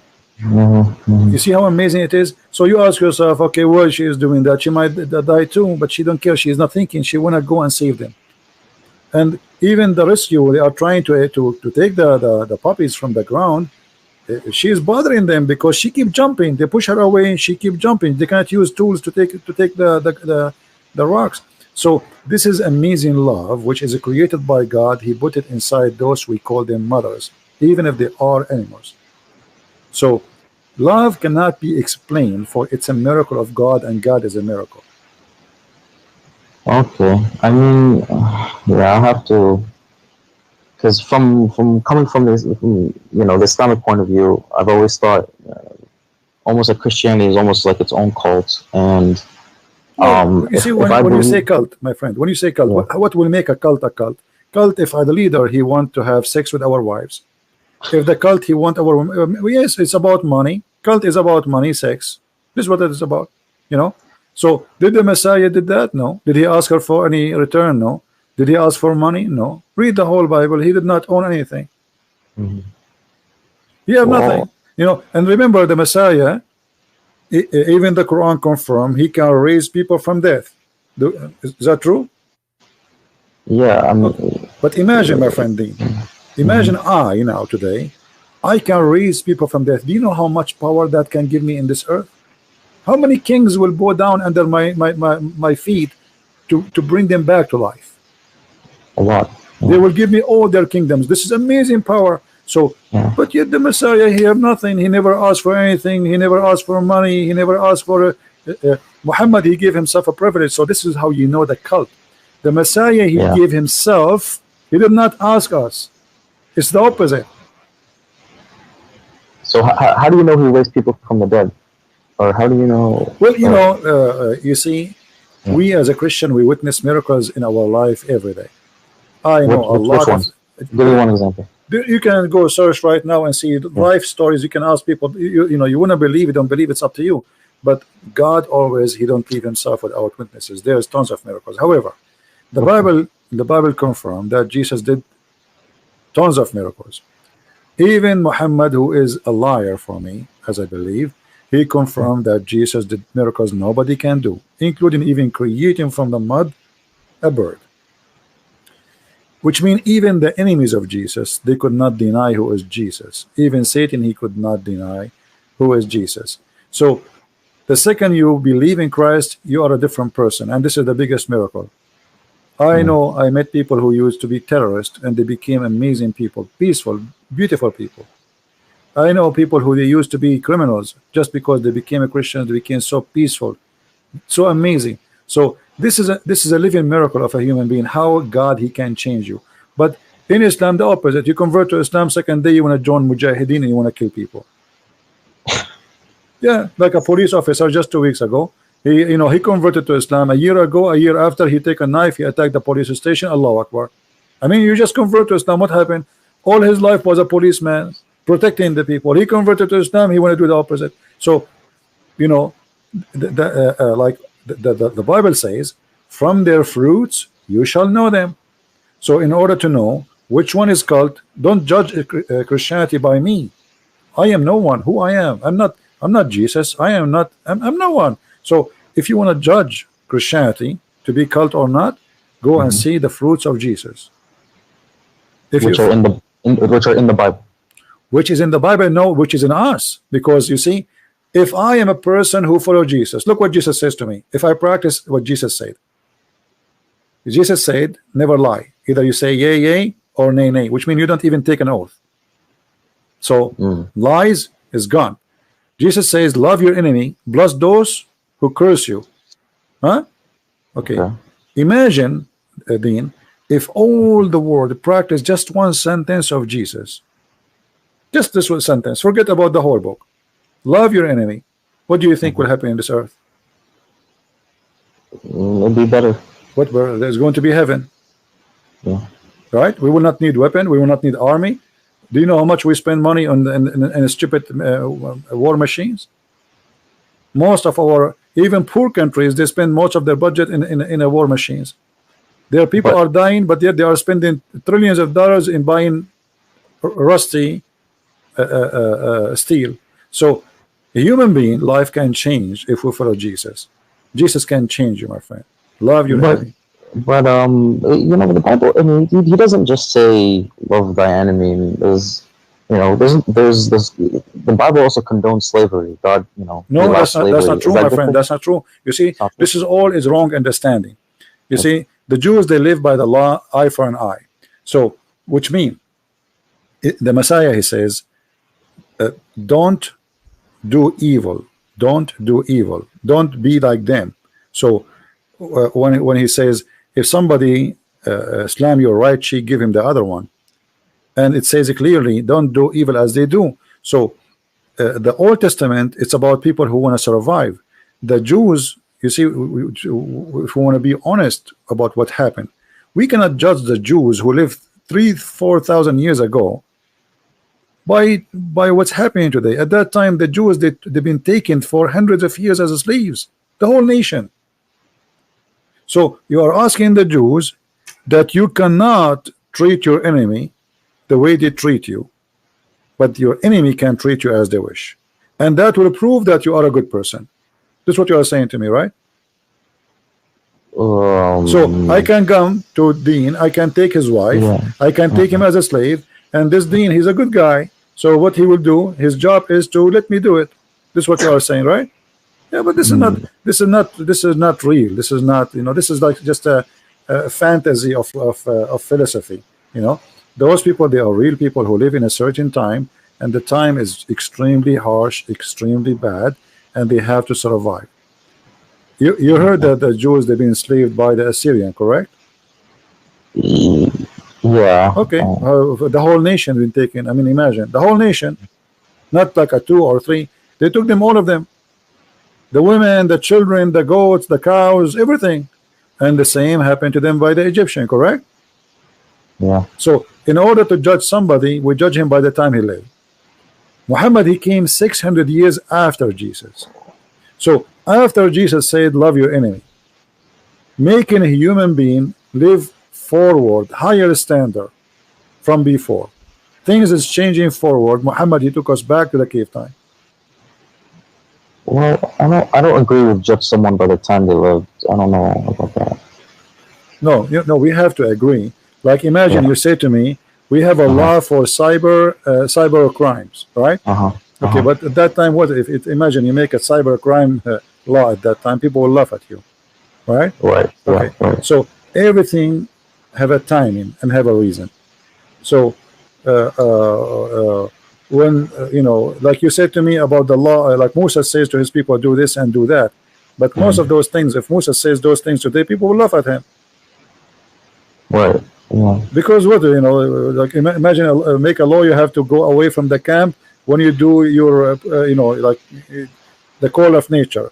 I mean, we have the bathroom just a few steps away from in our house. So every in order to judge an order, you have to judge it by the time it happened. First, we have to see if it's justice. We have to see if it's evil. We have to see how those people are treated.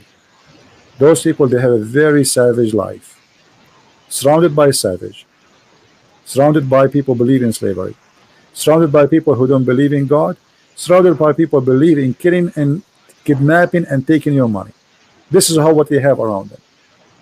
It's like those movies. If you see those movies, fantasy movies, like they show you crazy people, they have very weird hair and they have trucks and guns and they chase each other and they kidnap them and they put them, make them as slaves. Those fiction movies. This is exactly what was happening at that time. Ugly, very ugly life. You are not sure if tomorrow will come and you are free. This is the situation. Your neighbor tribe can attack you and take you as a slave, and that's it. You lost your freedom. So slavery. So the slavery was okay back then. It's not. It's okay. This is what people. This is the evil of the people. They are doing to each other. So let me show you something from the Quran. You see, Muhammad, because he associated himself with the Jews a lot. So Muhammad, he understood the law of Moses very wrong. Look what he says in the Quran. Look with me in the screen. Muhammad here is trying to be a Jew. But he tried, but he got himself busted. Oh, who you believe, retaliation is prescribed for you in the matter of a murder. So this is a matter of what? Murder. Yeah. Okay. The free man for the free man. Yeah. And the slave for the slave. And the female for the female. But this is not what eye for an eye is. Eye for an eye. If you kill my wife, I don't go and kill your wife. I kill the one who killed my wife. This is eye for an eye. You know what I mean? Yeah. If you kill my slave, I don't go and kill your slave. Because the slave did not do anything. Why do I want to kill him? The free man for the free man, and the slave for the slave, and the free man for the free.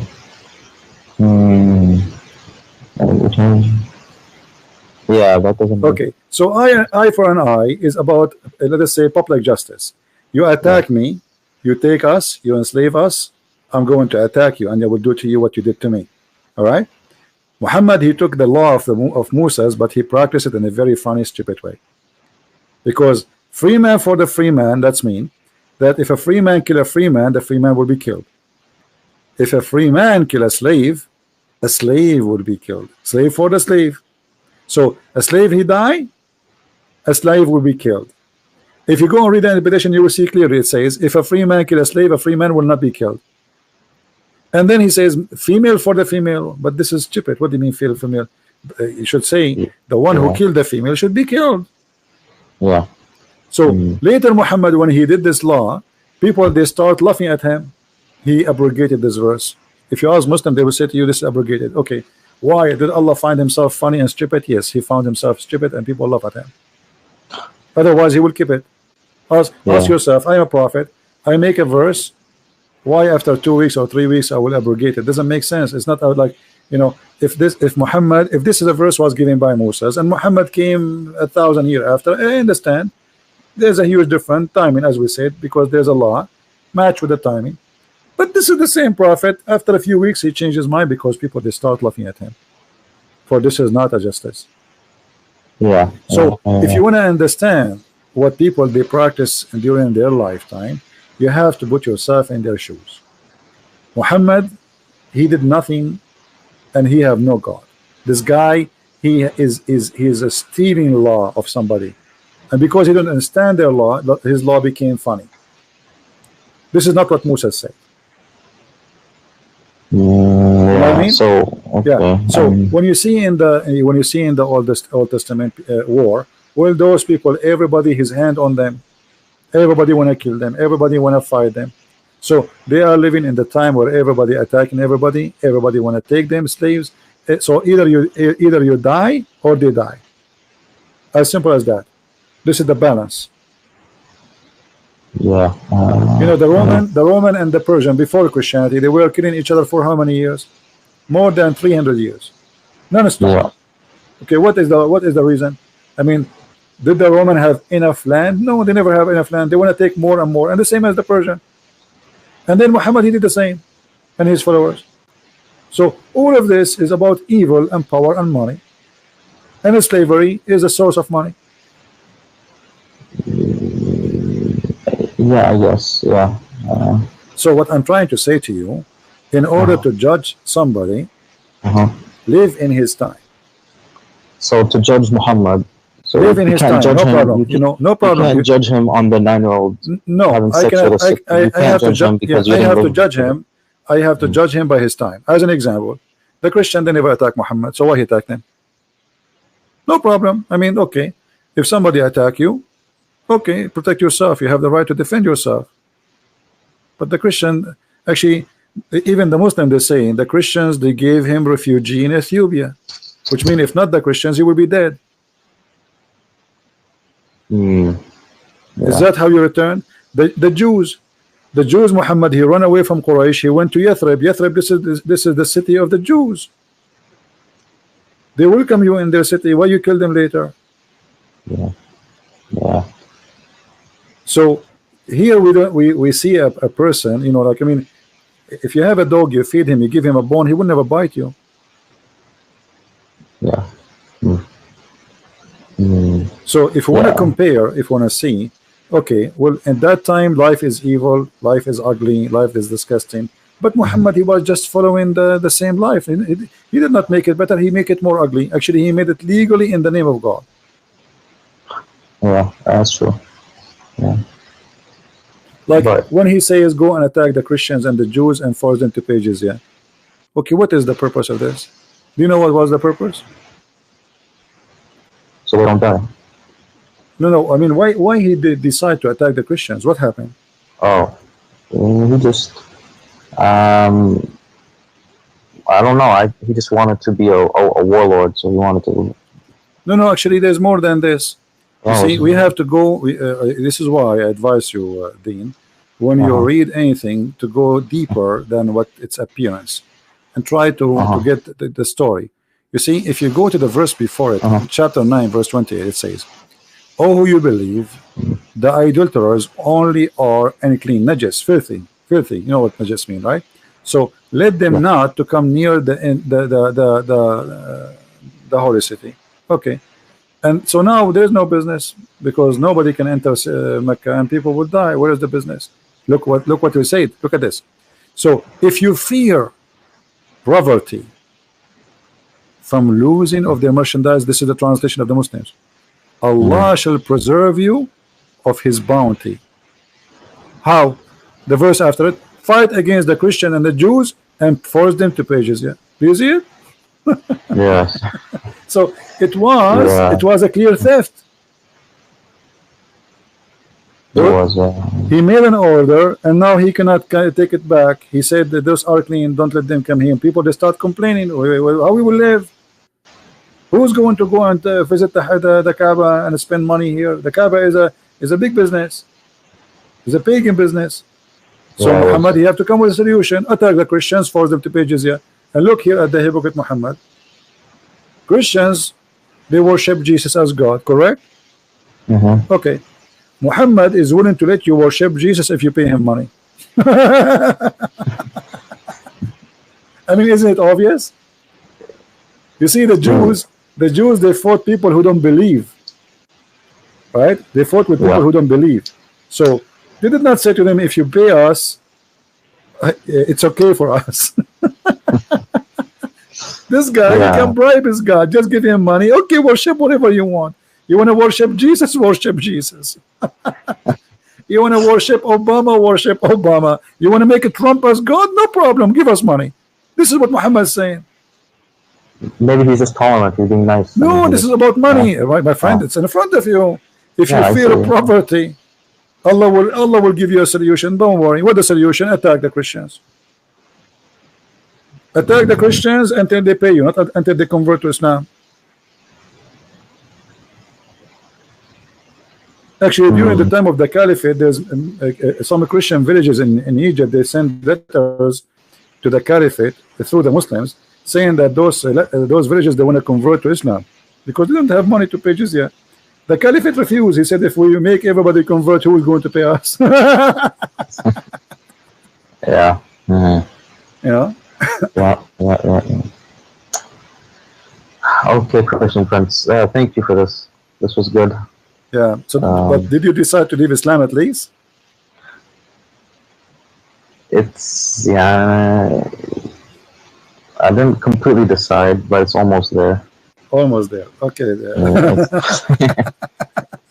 You're fun, my friend. Okay. All right. Thank you. Are you shy to say I'm out of Islam? Is that the reason? Are you like? Do you fear people? No. Do you fear anyone? Of course, yeah. It feels weird, but if I completely leave Islam, it makes me doubt if there's even a God in the first place. Which is, my friend, it's better to doubt a God from worshiping a false God. No problem. Who said that it's wrong to doubt that is a God or not? Actually, a great believer is the one first he question if God exists or not, and then you come to a conclusion, and that conclusion will lead you to enter decision, and then the decision will become after thinking, not being blind. You know what I mean? So nothing wrong. Me myself, who said that I'm born as a believer? That's silly and that's stupid.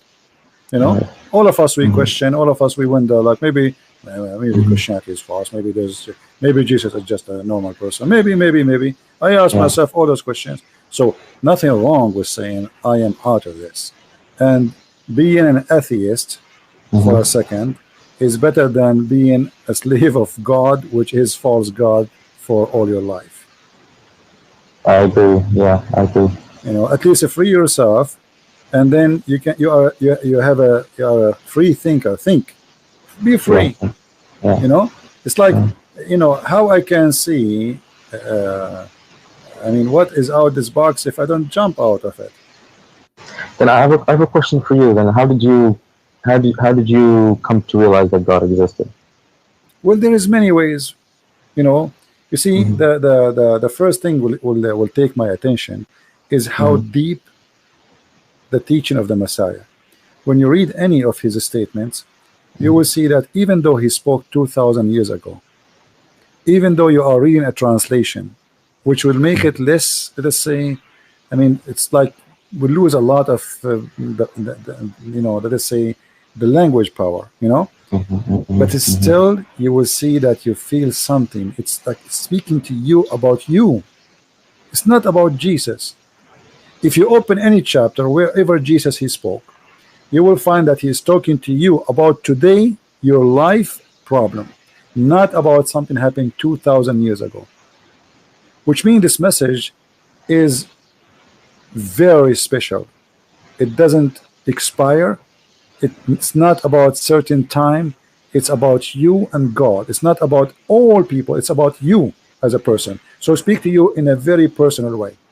I never read the Bible. I never read a speech of the Messiah, even though I did read it 100 times. Each time I read, I learn something new and I feel something different.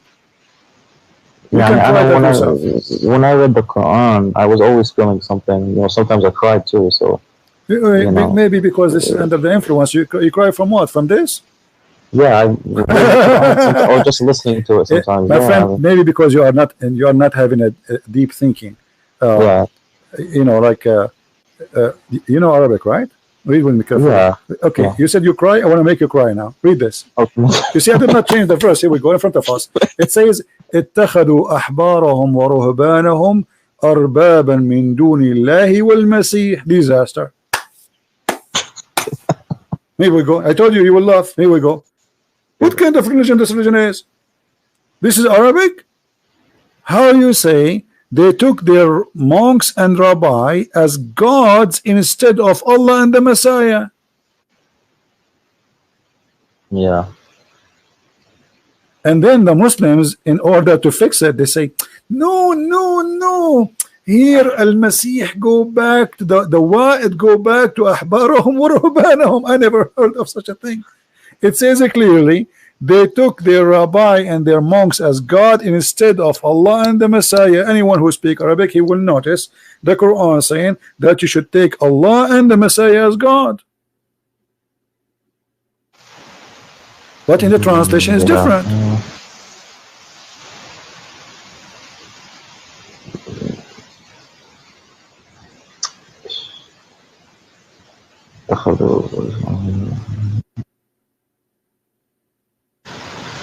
Yeah, I don't know. I have to look into that. But this is what it says in Arabic, correct? I'm not making things up. Yeah, I no, yeah. Okay, Yeah, so in the translation, they fabricated, they changed everything, and they tried to say, oh no, here Al-Masih, he is saying they took their rabbi and their monks and the Masih instead of Allah, but it doesn't say that. Arabic is so clear. Yeah. You know, and what the verse is saying that the Masih and Allah is one God. Okay. All right. So when you say to me you used to read the Quran and cry, I think you were maybe cutting some onion, my friend. Not even me reading it, just listening to it. You know, they say the poetry. Let me tell you, like you see, singing, this is the influence of a nice voice, singing something. If you bring the same guy, he's saying, do you know the story of this guy, what his name, the Sheikh who made the chapter, it's called the chapter of At-Tufaha? No. Yeah, there's a very famous scholar, Muslim Sheikh, Saudi. So they have a conference. Let me see, maybe I can find it for you on YouTube. Hold on.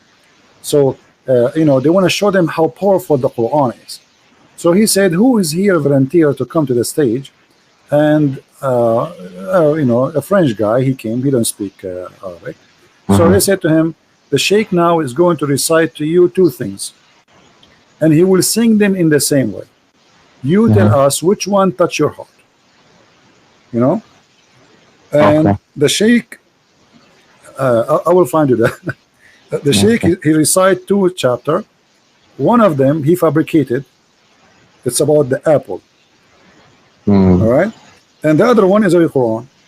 And then he asked him, which one touch your heart more? The French guy, he said the chapter of the apple. Here we go. Do you see it in the screen? Search for it. الشيخ العريفي يقرأ سورة التفاح. And this is the guy. Here we go. This is the French guy in the stage. It was a horrible. The guy, he said, okay, listen again. I will repeat it for you again. I don't see. Well, I don't. No, I don't see it yet on your screen. Hopefully, someone can put it in the chat so I can. Oh, okay. الشيخ العريفي يقرأ سورة التفاح. Yeah, and this is the French guy. Al-Arifi is very famous person, you know. So, and this is the French guy, and the guy here is the translator, and this is Al-Arifi. So he was saying to him, okay, I will recite for you a chapter, two chapters. One is a true Quran and one is a fake Quran. You tell me which one touched your heart. Al-Arifi, he really did a good job. He sang a chapter which is fabricated. It's called At-Tufah. Hassan singing about At-Tufah, whatever, made it exactly look like Quran, sound like the Quran. So the guy, that's haram. You can't Well, he want to show them, my friend. He want to show them how he will make him cry. Even the guy he do not know which one is Quran. The Quran will touch your heart right away. The guy he chose the apple chapter. And this is very embarrassing and very stupid of them. You know, in the beginning I thought maybe they get this guy, maybe like, you know, he's one of them. You know what I mean? Like, okay, he will go on the stage and he will say, I chose this one. But looked like it was honest. Honest try, but it was honest, and this is why they will never do it again. Here we go. This is the link. I will post it here. I wish I can play it because people will die laughing from the singing. And the guy, if you hear his singing, he make it look like Quran, really. You know, I mean, the guy, he really did a very good job. So anyone who don't understand the Quran, if you sing anything sound like Quran, and this guy, because he's a sheikh, he knew exactly how to make any sentence sound like the Quran by singing it. You know what? I'm going to give you the link so you can watch it and you can love it.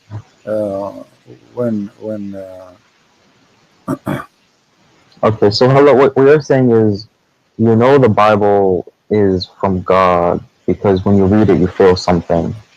Always, my friend. God. That's what you're trying to tell me. That's not only you feel something. You see, there is a present of God in the words, which means you feel something will change you, not something just will touch you for a second and will go. You will change. You will be a different person.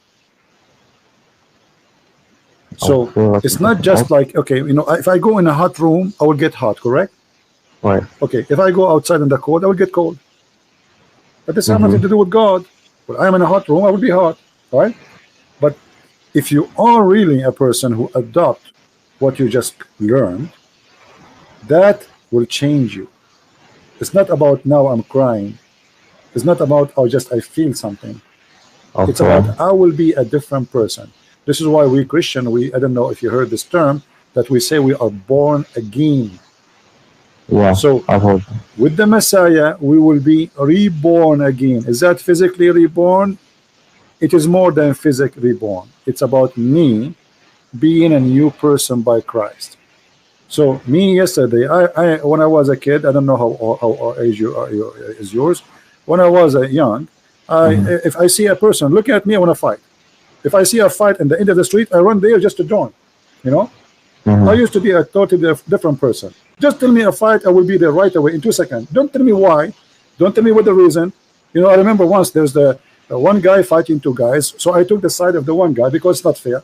So I took the side, and then we finished the fight. The other two guys, they ran away, and then the guy, he says to me, "So do I know you?" I said, "No." Do I know you? I said, "No, you don't know me. I do not need to know you. Why I need to know you anyway?" So he said, "Why you joined the fight then? Look what happened to your shirt." I said, well, none of your business. Just go. Otherwise, I will fight with you too. So I saw that the guy, he's alone, and he's not equal to them. He is a little bit short, and they are taking advantage of him. So I joined the fight of the guy who is weak, and I believe this is the right thing to do. But I used to be a different person since I became, you know, in touch with the Messiah. I like, let us say, the process of a changing continue. It's not just something would happen in a second. It's going to be a process. It's like a train going in the right direction. Okay. All right. Thank you, Christian Prince. All right, I have to go. All right, my friend. Take care. Okay, you too. Bye.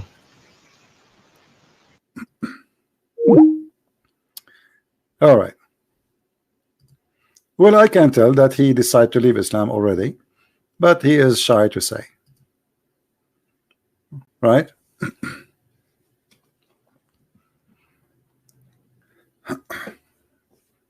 And maybe next time we will produce the chapter. It's called the chapter of the tufaha, which means the chapter of the apple. This is the link, by the way. If somebody can translate to many languages, that would be funny.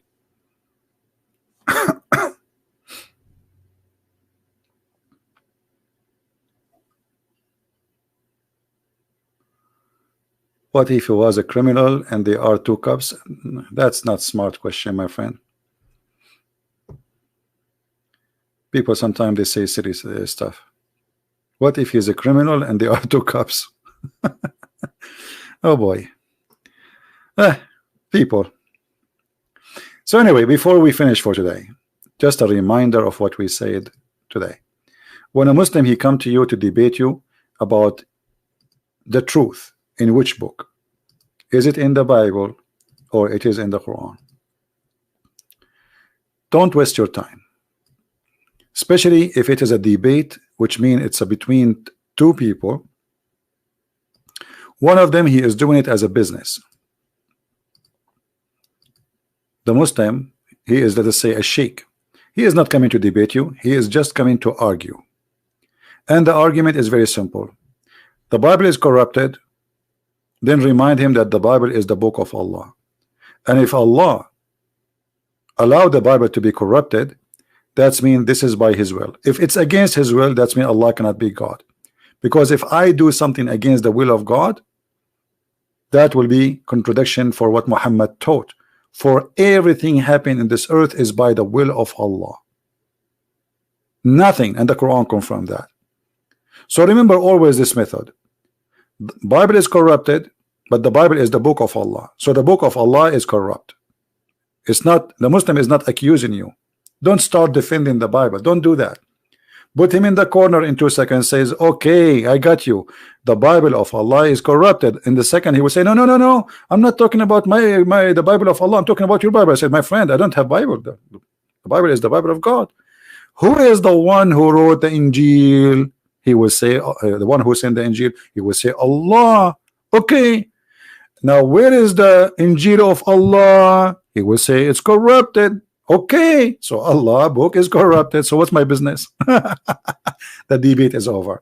So a Muslim, when he attacked the Bible, he is shooting himself in the foot, because there is a weakness in this cult. By Muhammad accepting to say that the God of the Bible is the same God of Islam, he cannot play games no more. For now he is saying that anyone who corrupt the Injil is corrupting Allah words. And if a human can do that to Allah words, that's mean Allah words are not protected by Almighty God, which mean Allah is not Almighty God. He is Almighty Fufu. Anyone can change his words. And as long all the books who sent by Allah according to Muslims are corrupt, that's mean Allah, he proved to us that he is Fufu non-stop, over and over and over. Allah was Fufu with the Torah. Allah was Fufu with the book of Psalm. Allah was Fufu with the book of Abraham. Allah was Fufu with the book of Sulaiman. Allah was Fufu with the book of Isa. Allah was Fufu with the book of Idris. Allah was Fufu with all the names. We don't want to go to count the names because there are 124,000 prophets. All their books Allah could not protect, which means Allah was 123,990 times Fufu. And now the Muslim, they try to present to us that Fufu was a hero. So imagine you go in the stage where people, they do wrestling, and you lose 123,999 times, and you win only once. You are the hero. This is the logic of Muhammadan. Allah lost 123,999 times. He could not protect his books.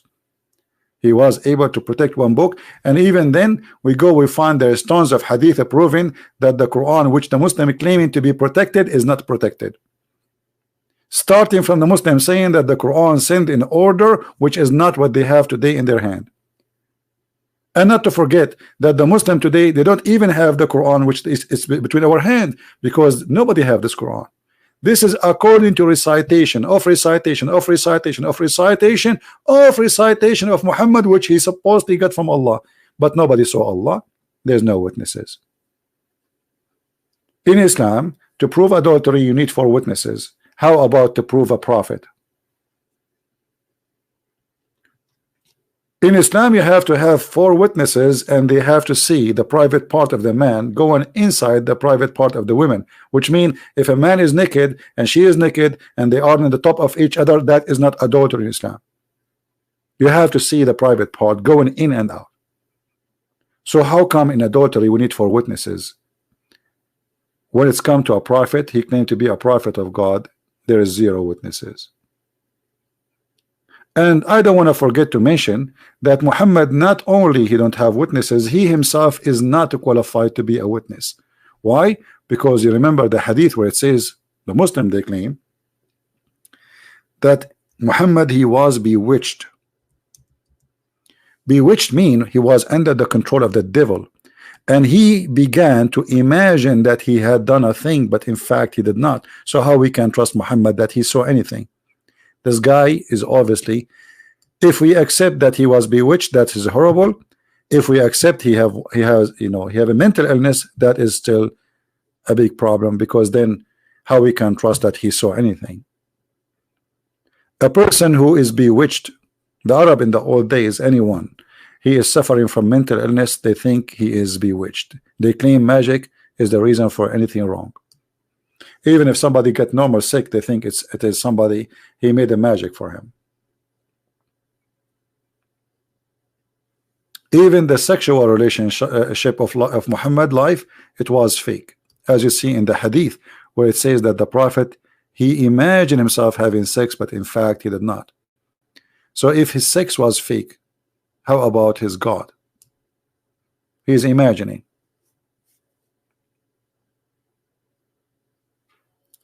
If you take this guy to the court and you say, I have a guy, he's a witness in the crime, his name is Muhammad, and then the judge or the other lawyer, he says, sir, you cannot accept this witness. The judge will say, why?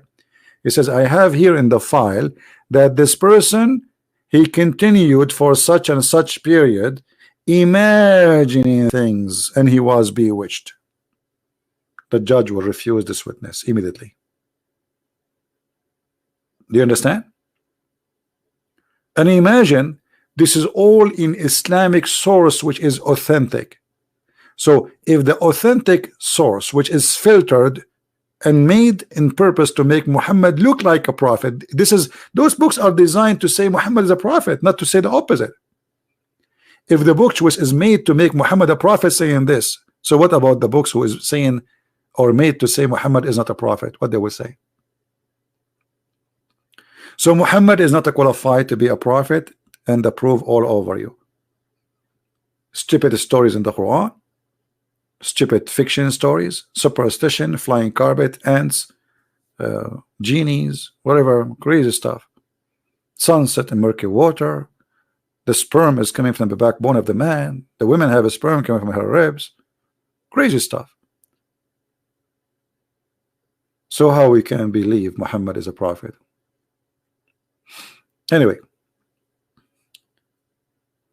I'm happy that Mr. Dean, he called us, and I can tell he is out of Islam, even though he did not say so yet.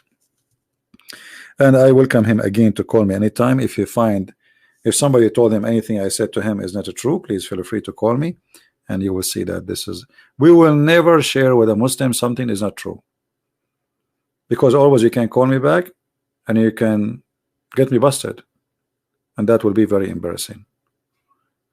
Everything I say, you see, like we have this video. I encourage our friend Dean, who called me, download the video and check everything we say to you one by one. Check the tafsir, check the interpretation, check Ibn Kathir, check Al-Qurtubi, check Al-Jalalain, and read by yourself and come back to me, my friend, and you will see we are not lying to you. I want to say thank you all for being here. Don't forget, guys, to subscribe to this channel. How many of you subscribe here?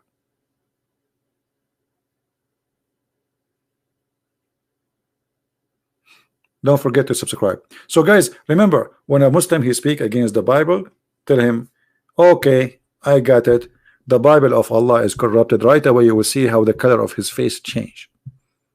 Just use your logic. Think about it. What this guy is trying to say to me. This guy, he believed that Allah is the one who sent the Bible, and now he's saying to me the Bible is corrupted. So he's saying to me, without knowing, that he is saying that the book of his God is corrupted. So what's my business?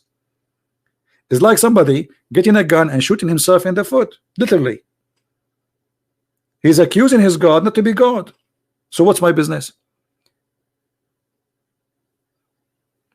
The book always belongs to the author, not to the follower. If you buy my book from Amazon, that will not make it your book. This is my book. Do you understand? So if Allah is the one who sent the Injil and he is the one who sent the Torah, that means he is the one responsible for those books. A human being cannot be responsible for preserving anything, because even the Quran says so. The Quran says, Inna alayna jam'uhu wa qur'anahu. It is on us to recite and to collect, but Allah never recite and never collect, because Muhammad, even the Muslim agree that the one who recited the Quran to Muhammad was Jibreel. What is this verse? Okay, jam'uhu wa qur'anahu.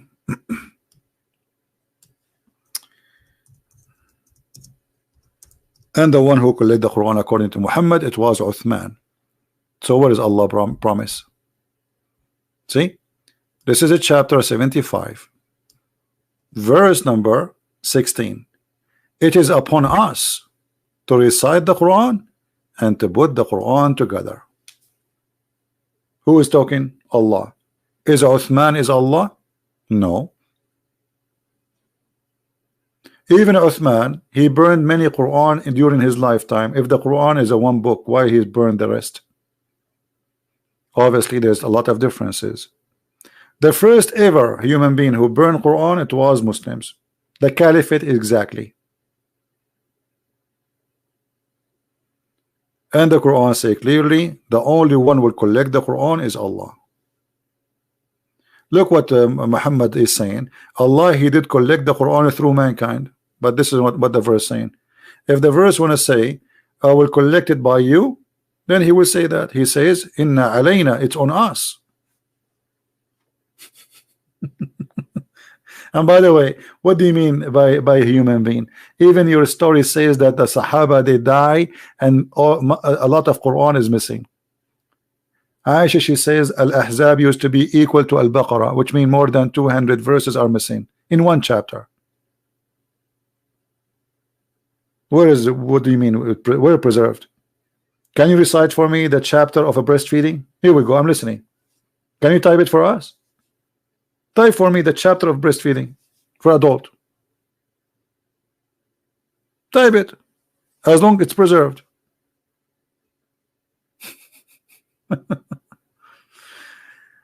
Oh boy.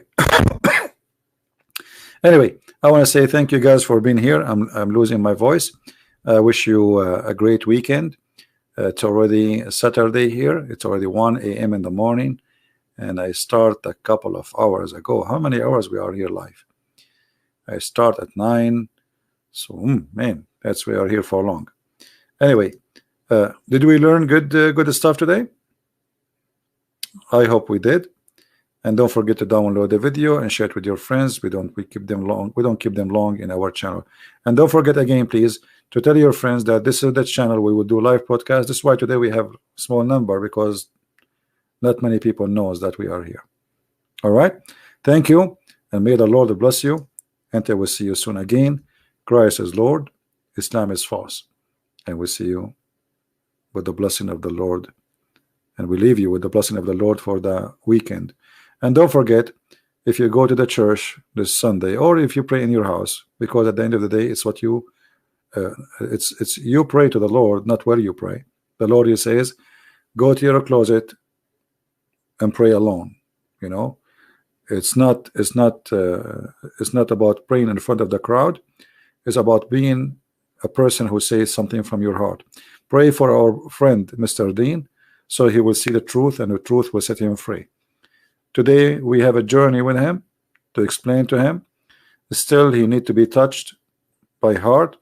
He need to see the truth, and I pray, and I hope you pray with me, that Dean is going to see the truth and will come to Christ soon. You know, each time a Muslim he leave Islam, he don't just leave Islam. he became a warrior, because those people, they left something for them, present identity.